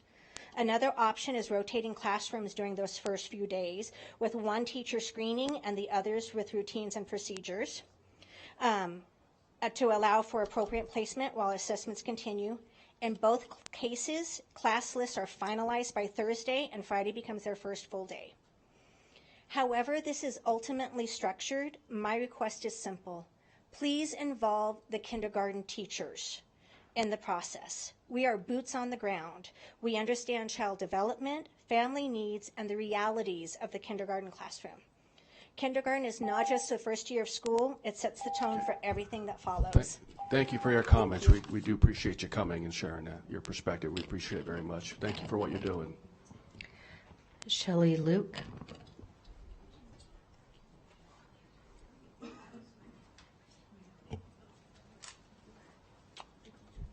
Good afternoon, Ms. Luke. Good afternoon. I am just a parent of a first grader who I'm going to follow along with Ms. Conley regarding the kindergarten assessment. I know my daughter had gone to preschool. She was still very nervous that first day walking into kindergarten. We were able to do the assessment the week prior. That helped her to see the classroom, meet two of the kindergarten teachers. So she chose her cubby. So she knew a little bit about, oh, hey, look, they have this, they have that. So the first day of kindergarten, when I dropped her off, I walked her up, expecting to go in with her, expecting tears. She turned around, bye, Mom, because she knew the week prior she would ask me again and again, what's my teacher's name again, Mom? Oh, yeah, I like her. So she had that little bit. Many of our kindergartners, especially in this day and age, daycare is so outrageously priced. Many of these little ones have never been to a daycare, to a preschool. They've been left with a family member. So they don't even know what to expect. When we say, oh, you're a big girl now, you get to go to big girl school, they can't even conjure a picture in their head of what that entails. As adults, we would never expect to walk into a job not knowing who we work for, where we're going, and what's expected of us. But that's what we're asking of these children when they've never even had an opportunity to meet someone. Another thing that pops into my head is it's kind of creating an inequity for the teachers. By not screening these children first, one kindergarten teacher may end up with 15, for lack of a better word, lower level learners. The children who need more of your attention, more of your time. Another teacher may end up with all of your higher ones who can read at a third grade level going in. That's not equitable for the teachers when they're graded on their job performance. So I would just ask that we give these children the same grace that we would like. We want to know a little bit about what our job expectation is before we go in. We kind of need to do that with these children. Let them see the classroom at least, just a couple minutes. I'm not opposed to them starting the same day as all of the first grade, second graders, but let them have that little evaluation first. Thank you. Thank you for coming. Shelley Salas.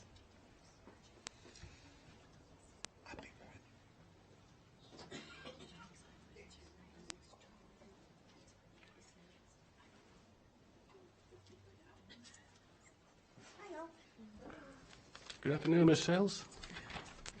Good afternoon. My name is Shelley Sales.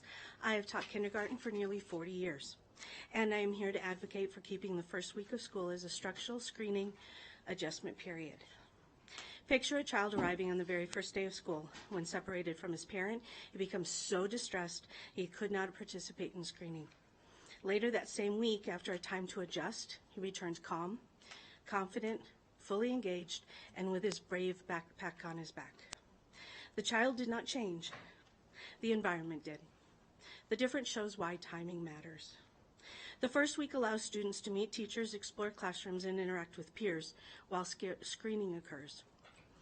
This gives educators a more accurate picture of readiness, not just academic skills, but also social development, communication, emotional regulation, This time is also critical because some students enter kindergarten without finalized, updated, or fully accurate IEPs.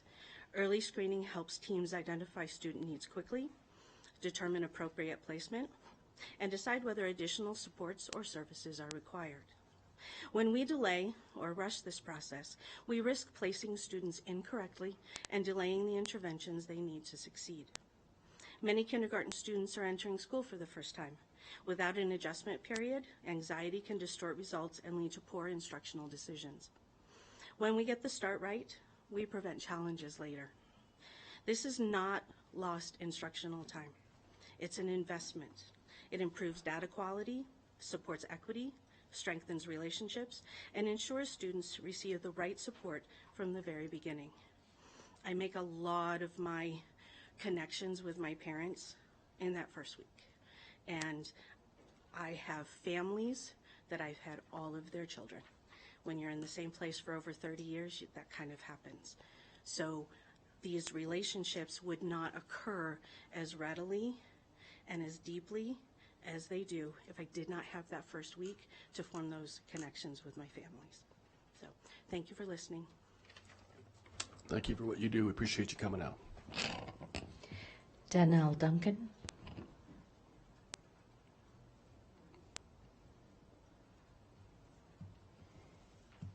Good afternoon, Ms. Duncan. Good afternoon, everybody. Hi, my name is Danelle Duncan. I'm coming here to talk to you guys today as a parent. And as someone whose child had the benefit of kindergarten screening week, that week really mattered to my son. It gave my son's teacher the chance to truly get to know him before the school year even began, not just as a new student, but as a whole child. His personality, how he approached learning, where he felt confident, and where he might need extra support. It also gave us as parents the space to share where we were connected, where we were concerned, where he might struggle. That early understanding made a real difference in how he entered school and in the confidence he had walking into that classroom. That screening week also mattered for us as a family. It opened the door to real communication right away. I felt included, informed, and encouraged to be involved, not after a problem showed up, but from the very beginning. It created a sense of trust. I felt safe leaving my child in the hands of a school and his teacher, and I felt like we were part of a community working towards the same goal. This was really huge in my choice to stay with a public school versus going to homeschool or going to a charter school. This is the reason my son is still in a public school, is because of those connections that I built that week. When schools take the time to understand students early, teachers are able to be more effective. They can be more intentional about classroom placement, supports, and learning environments, matching students with teachers, peers, and settings where they're more likely to succeed. That benefits everyone, including the teachers who are trying to do their jobs well. Because of that strong start, my son felt supported academically and emotionally. As he's grown, those early relationships have continued to support him and me as a mom. He's become more independent and more confident, and over time he has needed fewer supports, and they continue to be needed less and less as he progresses in his school years. But because he was prepared and understood, not because his needs disappeared, I want to be clear with that. His needs are still there, but he has always felt supported, and he has always felt prepared, and he still feels understood. Taking away screening week doesn't just remove an assessment. It removes early connection, it removes shared understanding, and it shifts schools and families from being proactive to being reactive. I didn't fully understand how important that week was at the time, but I do see it now and I understand it fully now. I've seen what the first week can do. My son benefited from it, and I'm here because I want every child, every teacher, and every family to have that same chance at the best possible start that they can. Thank you guys so much. Thank you for coming. Cliff Nellis. Good afternoon, Mr. Nellis. Good afternoon, everybody. Yeah, I just thought I'd come down, do a few comments. I heard about this this ICE walkout, and supposedly it was not orchestrated by the teachers or admin. Was it? Does anyone know? I think it was. I think it's really a serious situation that we have communist revolutionaries running our education system. When you resist the law, when you're going against the law, encouraging students to resist the law, go against the law. You're trying to set up a new system of government. You're trying to influence the children. What else are you guys doing inside the schools? You know, pushing all kinds of other agendas. Are you pushing the gay agenda? Do you have rainbow flags in the hallways? What about this Rule 5161? We need to rescind that. It says you can't tell the parents about what you're really teaching the kids. You know, you're turning tranny, trying to turn the kids tranny or whatever. You know, I mean, that needs to be rescinded. There's just a bunch of stuff that's really wrong with the schools that needs to be changed, and we need to start working on this. We need to really start educating the kids. We need to start enforcing the rules, enforcing truancy. There has to be discipline. And if you're going to let the religion of the woke in, why don't we let the Christian religion in so we can teach them the laws of Moses, biblical morality, like not cheating, not lying, not having sexual relations in the bathrooms, things like that. And I have a lot of other concerns too, like, you know, we got like a 40% increase with that WC1, and okay, so where's the money? Are you guys spending that extra $400 million a year, or are you selling bonds? Like, have you already spent it all for the next 15 to 30 years? I'm wondering. You know, there's a guy named Mitch Vexler. He talks about the property tax thing. It's a nationwide problem where they have overvalued people's homes and then increased property tax to fund the schools. So I'm not sure if that's going on here. I want to look into that and find out if the bond salesman is obligating us, property owners, and if our houses are in hock to an education system that's really totally failing us and pushing an ideology that is contrary to the American way, our tradition and our beliefs, everything we believe in. And, you know, this whole thing, this land acknowledgement thing that Ms. Smith was doing, I don't know if you guys are still doing that. You know what's happening up there in Canada? That precedes land confiscation. That's what's happening in Canada. So we know it's all a bunch of baloney, more communist revolutionary crap. And I just don't like it. But thank you for listening to me, everybody. And, yeah, let's move forward. Thank you. Okay, thank you.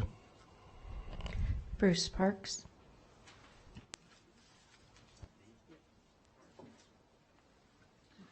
Am I last, JJ?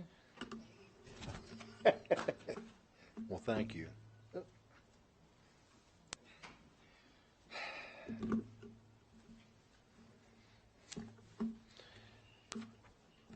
For the record, Bruce Parks, chairman of the Washoe County Republican Party, and I'm here today because I want to thank this board for making it so much easier for me to get good conservative Republicans elected this next election cycle. I really appreciate your help and your support there. How did you do that? By condoning the student walkout. That was great. Really helped me out a great deal. Even though it was a violation of your own policy 1310, and I know it was lauded as a exercise in civics education, and we're teaching our students how to utilize their First Amendment. We all know that's not the case. This is indoctrination, pure and simple. More importantly, is indoctrination against law enforcement. You're teaching our students to openly advocate against law enforcement. Now, who would do something like that? Well, obviously, it's part of the leftist agenda. And we have no shortage of those people in our school district. In fact, the vast majority of our school district is made up of people with that agenda. However, sad fact is, because we don't focus on the fundamentals of education in the Washoe County School District, as evidenced by the literacy rates, the abysmal numbers of math proficiency, et cetera, the list goes on. There's a reason why Nevada is last in the country for education, and Washoe County School District contributes to that. Sad fact is that not only could some of those students not even read the word, but I wonder how many of them could actually tell you what the acronym ICE even stands for.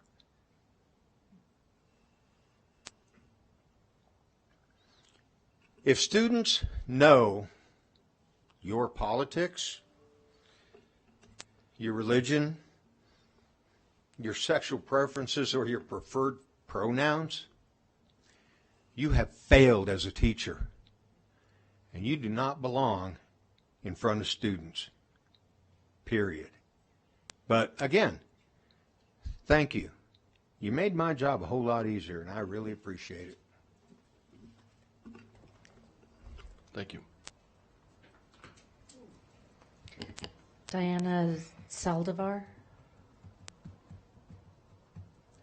The board received emails from Caitlin Duffy and Richard Peterson.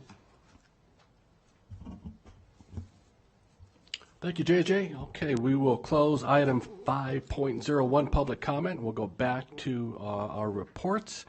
Our student representative had to leave early. I think she had a semifinal basketball game that she's participating in, so we wish her and the teams the best of luck. We'll go into item 4.02, board reports. We'll start with Vice President Woodley.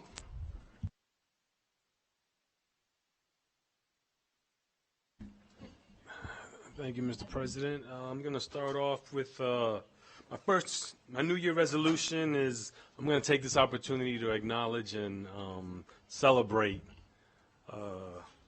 individual students and teachers and partners in education in my district. So the first one we have here is a photo of Poetry Out Loud. That's a competition that we have throughout the district with all the different schools. This year was McQueen High School.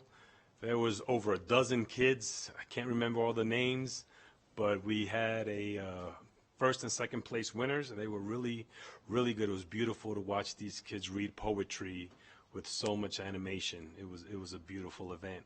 And this, they actually every year, a church in the area in my district, Grace Church, hosts for McQueen High School. So we're appreciative for their partnership in education. Then here is a student from McQueen High School. This is Maya Hickman. She's the one checking out the ball under the basket. She's someone that I knew many, many years ago when she was just a little kiddo, a shy little kid, and now she's a sophomore at McQueen High School playing on JV, and she's so bright and shining. I'm just very appreciative of how our community has helped this young lady become such a bright, shining star. It was beautiful to watch. And then lastly, just wanted to share, once again, partner in education. I want to acknowledge Grace Church off of Robb Drive. They raised $628,000 in change for our new Washoe Behavioral Health Center with focus for behavioral health for the population of children between the ages of 5 and 18, which is our children. Those are the children that we serve in our schools. So I'm really grateful that we have such a great partner in education doing this for our kids. So, and that's all I have. Thank you.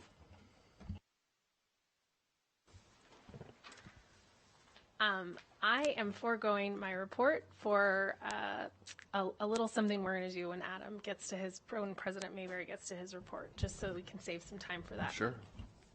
Very well. Thank you. Trustee Westlake. Thank you. Mine is very short. I had the opportunity to be in Mexico with most of my 9 grandkids, and it was just, you got to be around the littles to really recharge your battery and understand what it's all about. And then I want to do a shout out and congratulate a teacher at one of my schools, Catherine Dunn Elementary, Mrs. De Leon. She won my donut challenge for her class in the fight against absenteeism. So keep up the good work. Thank you. Thank you. Sorry. And I did get to meet with one of my colleagues, Trustee Smith, Dr. Wakefield, and what an amazing individual. I thoroughly enjoyed sitting down having a discussion, or not, it was with, sorry, Christine. A lot of times I do stuff with Beth on these meetings, but it was with Trustee Clerk Hull, and it was very, very informative, and he's a remarkable individual, and really was attentive and wanted to hear what we have to say, and that was really nice. So now I am done. Thank you.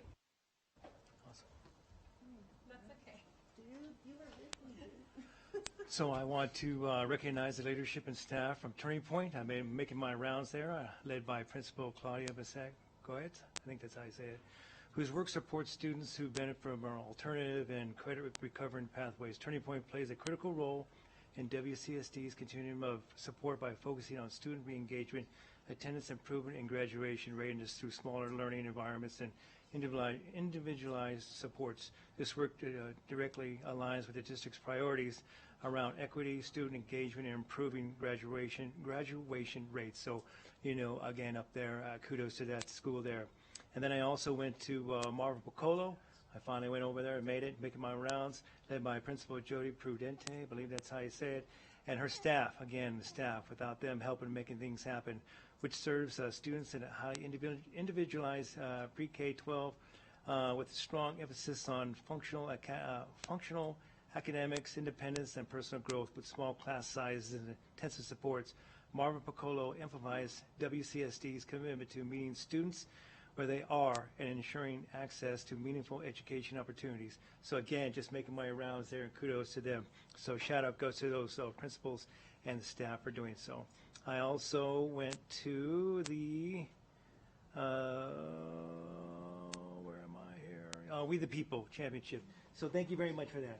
Again, my second go around, and learned a bunch interacting with the people that were there, and had an opportunity to watch and then see those families and their dedication. The students participate, and the coaches and the staff, but the families that back them up. This is like, we're going to the Super Bowl, and they are on it, and I love it, and I can't wait to go back again to do that. I also attended the EDAWN,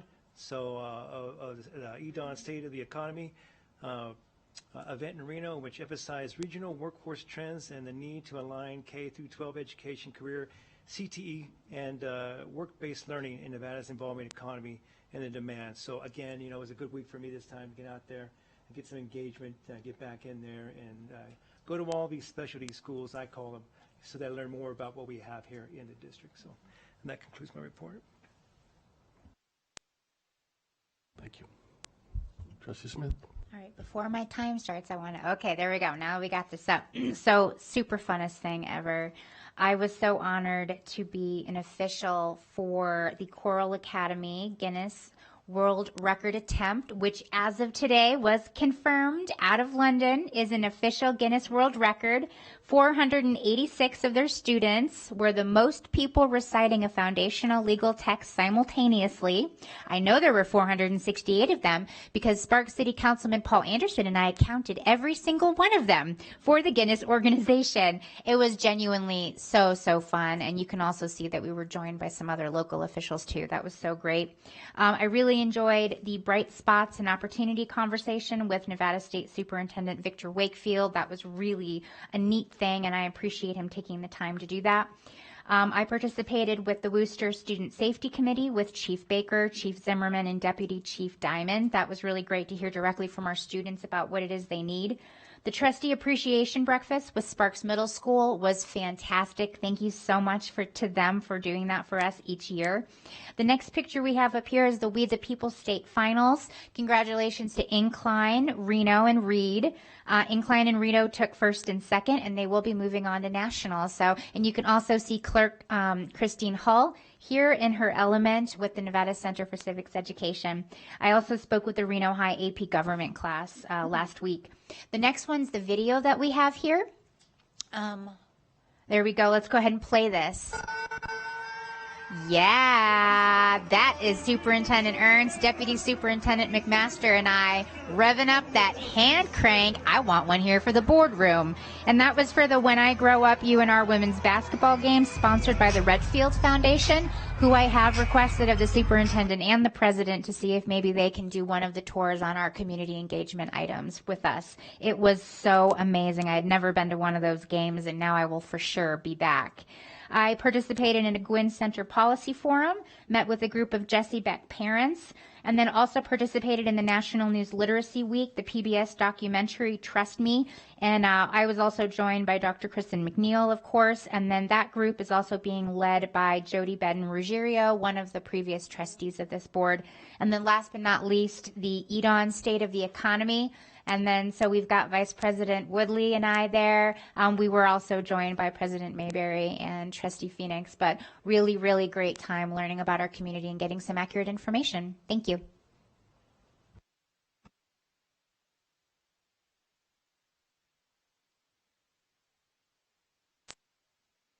Sorry about that.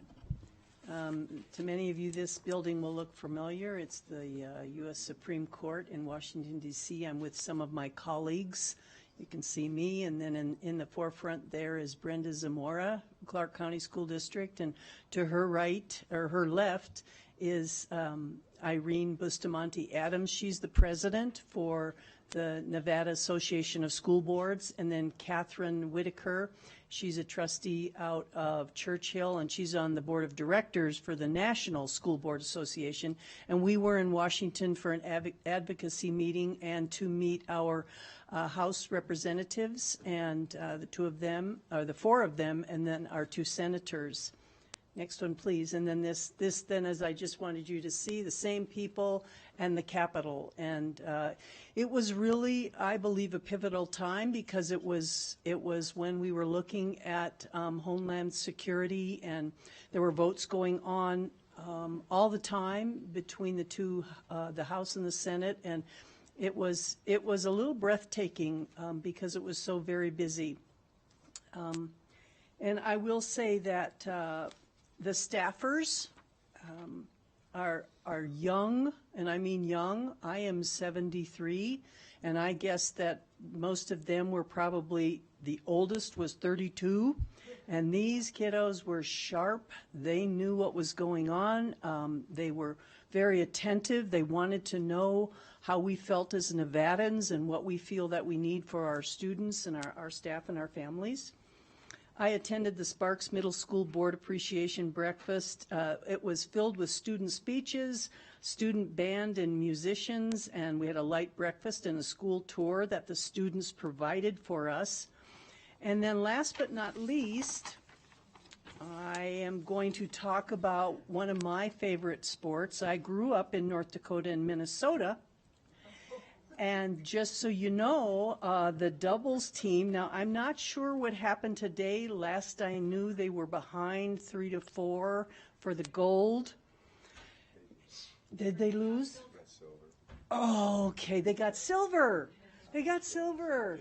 So Corey and Corey, they received silver for the curling, for the mixed doubles. And I will say that I just think that this is very interesting, and I want to share it because the curling stones or rocks that they use, they come from an island off of Scotland, and the island is this big hill that truly is granite. And in the Olympics, this is the only stones that they will use, is this granite, because it's 100% granite. I know this is so interesting. 100% granite, which means it's impervious to water when you're doing curling and you're brushing to make water so that, anyway, so it's impervious to water. And just so you know, if you want to try curling, there is a curling club in Tahoe called Tahoe Epic Curling. And I'm thinking that maybe as trustees, in order to have some training to learn cooperation, we'll give it a try. Okay, thank you so much. More than I ever thought I'd know about curling. Thank you. So colleagues, I'm going to just hit the pause button for a moment, talking with General Counsel, getting some counsel. I know, as you know, we had public comment earlier because we had a few folks here. I wanted to make sure that they were heard and didn't have to wait through our board reports and the explanation of curling. But I do believe we have some folks that came in that do want to provide public comment. So normally I would not allow it since we've heard the item, we've passed, but I'm going to make an exception just one time on advice of counsel. So we're going to take it back to public comment. And JJ, if you can provide the names, and feel free to come on up, and you have 3 minutes. Susan Skinner, Amanda Todd, and Jenny Anna. Good afternoon. Hello. Thank you so much. This is, I think, the first time we've ever made it, and we appreciate your time. So we wanted to make sure our voices were heard. We are educators in our school district. We teach kindergarten. As mentioned, I am Susan Skinner. I have to take off my glasses. I'm sorry. I've been a teacher with Washoe County School District for 27 years, and I'll let my colleagues introduce themselves, and then I will primarily be speaking. And I know we have 3 minutes. Yeah. What I would like to do this in 3 minutes increments. You can do that. You know what? Okay, I'll just go for it. Don't mind me, I am going to read off so I don't. That would be better, yeah. Yes. My name is Susan Skinner. I've been a teacher for 27 years. This is Amanda Todd, a K teacher for 18 years, and Jenny Avina, a K teacher for 12 years.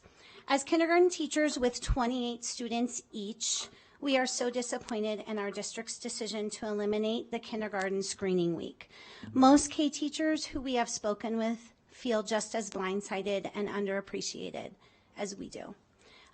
We truly wish our district officials would have spoken with those of us in the classroom each day, sorry, I lost my spot, who have backgrounds and years of experience in early childhood.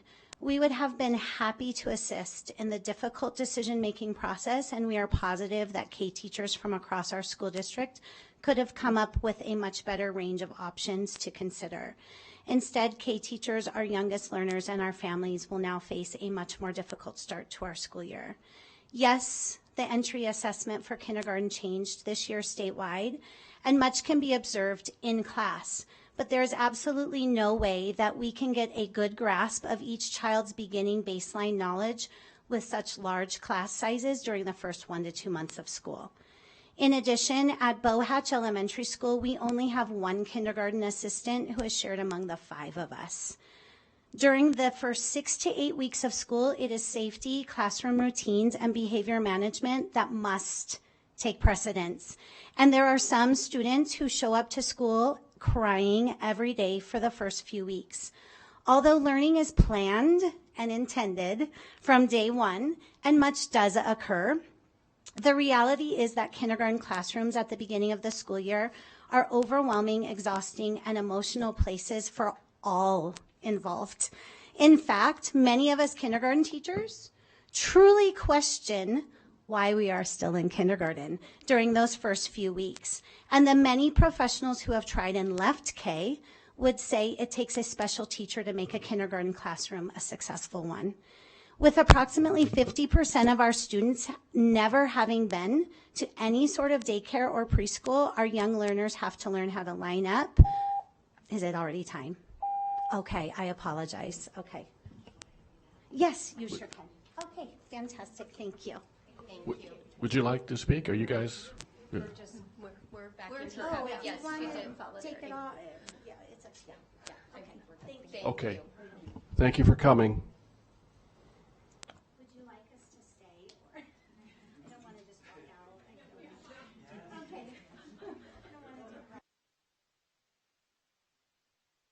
Okay. Okay, thank you for that. Now, we're gonna come back to board reports, and I believe I'm up. And I just very briefly, I do also want to acknowledge, thank the State Superintendent Wakefield for an opportunity to have with him. I think that shows real collaboration. I want to thank our own superintendent, Joe Ernst, for the partnership that he has embraced with the State Superintendent as well. I think that bodes well for the future of this district. So that's really all I wanted to say on that. I appreciate everybody's reports and the work that they're doing.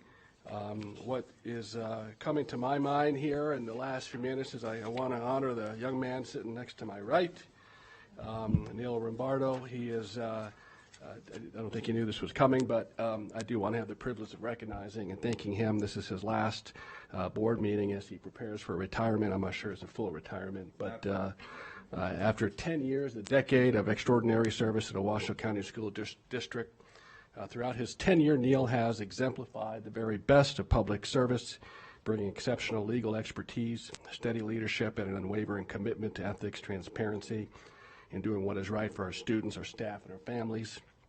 Under his guidance, the district strengthened compliance with state and federal law, advanced important policy reforms, and navigated complex and often unprecedented legal challenges, including those that were presented during the COVID-19 pandemic.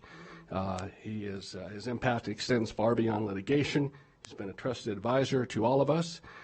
He is at times tells us things that we don't want to hear, which I think we can appreciate in our elected capacities. He's been a very collaborative partner to the district leadership and a mentor to a lot of our administrators and legal staff, while always emphasizing integrity, fairness, and compassion. His work has helped foster safer schools, stronger governance, and greater trust within our community, and has dedicated his entire legal career to public service in our great state. His contributions have left a lasting mark on this district and throughout Northern Nevada, for that matter, and the community at large. And so, Neil, on behalf of the board, thank you for your leadership, your professionalism, your deep commitment to our students and educators. We wish you the very best as you begin this well-earned next chapter. And Clerk Hall took up a collection from all of us, and so we have a gift card that will allow you to take us all to dinner. But we truly will miss you, and we're grateful that you're, and I'm certainly grateful that you've been on the right seat and have served myself, President Smith, and all those before us. So those are my thoughts. More than happy to extend a little extra time to everybody if they want to pile on. So. I'll chime in here real quick. Knowing what it's like to spend so many years in service, we deeply appreciate your hard work, Mr. Rombardo, and we hope that you move forward and enjoy yourself and give yourself some 8-hour sleeping nights and maybe even a 1-hour nap here and there. So congratulations. Pretty good. Go ahead, please. I just want to wish you luck and in your endeavors that you're moving forward. I'm sure it's very well deserved, and I'm happy for you. I'm happy for you, and I appreciate you always being. I mean, it didn't matter when I reached out; it was always a quick response and one that I could completely understand. So thank you. So, Mr. Tiger, we started together, yeah, and thick and thin and fun and laughter and tears and fears, and I just want to say that I wish you the best. You're going to have a great time with where you're going, and I'm still waiting for that note from your kindergarten teacher and from your next door neighbor and from your doctor. So when I have those, you can officially leave.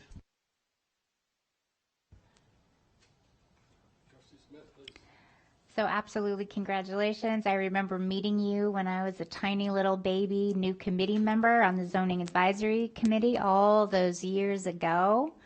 And I appreciate the ability to learn about OML, the way that you've represented the district. So steadfast in all of its legal endeavors. And then you very much deserve this. And I'm glad that you're at a point in your life where you're able to truly go on and enjoy the next chapter. Well said. Absolutely. So I got into public sector work because I believe in what we do. I think the government is a huge success. I sit here and listen to people comment about our students, about you, about our teachers and our administrators. And I got into the public sector because I wanted to be a prosecutor, and I had a chance to do that for a long time. But these 10 years were the best. I never thought it would be educational law, but I'm proud to have represented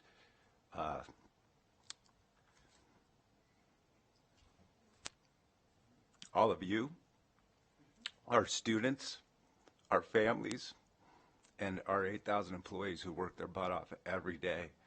I listen to these naysayers. That's not what I see.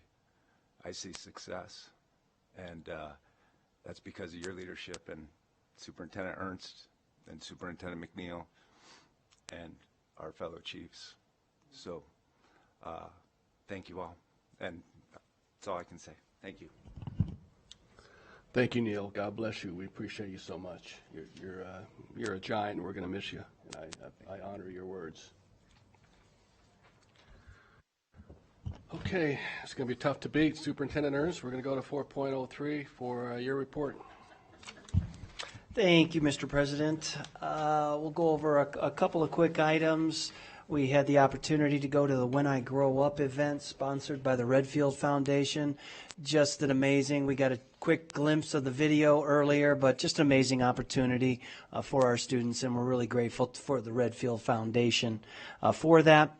Also celebrated our Classroom Impact Award with second grade teacher Mary Wetcher from Maxwell Elementary School for all that she has done. The principal could not stop talking about everything that Mary has done in the district and beyond her classroom. And so each time that I get a chance to go out to schools, we're going to make sure that we keep celebrating our teachers because they're doing great things for our students. I, too, would like to join with a couple of closing comments as well for Mr. Rimbardo. Your leadership, your acumen, your counsel in many different situations has been handled with professionalism and always with the students' best interest in mind. And that's not easy when you're balancing so many different aspects. But that has kept us as a district on our true north, and we're appreciative of that counsel that you have been providing and leading within our legal team over the past 10 years. Your contributions, Neil, have been significant, and we're grateful for them, and I'm grateful as a superintendent to have worked alongside you in this position and previous positions. And simply wishing you the very best. It's well earned. And know that we wish you the very best with the next chapter of your life, knowing that big things are ahead in all kinds of different ways. But we offer our most sincere thank you and our gratitude on behalf of all the work you've done in Washoe County School District. Thank you, Neil. Thank you, Superintendent Ernst. Item 5.02 is our next meeting announcement. We'll meet again on February 24th, 2026. In the meantime, I love you, I love you, I love you, I love you, I love you, I love you, I love you, I love you, and I love you. Happy Valentine's Day, everybody. Have a wonderful couple of weeks, and we'll adjourn this meeting at 4:29. This is a record, 4:29.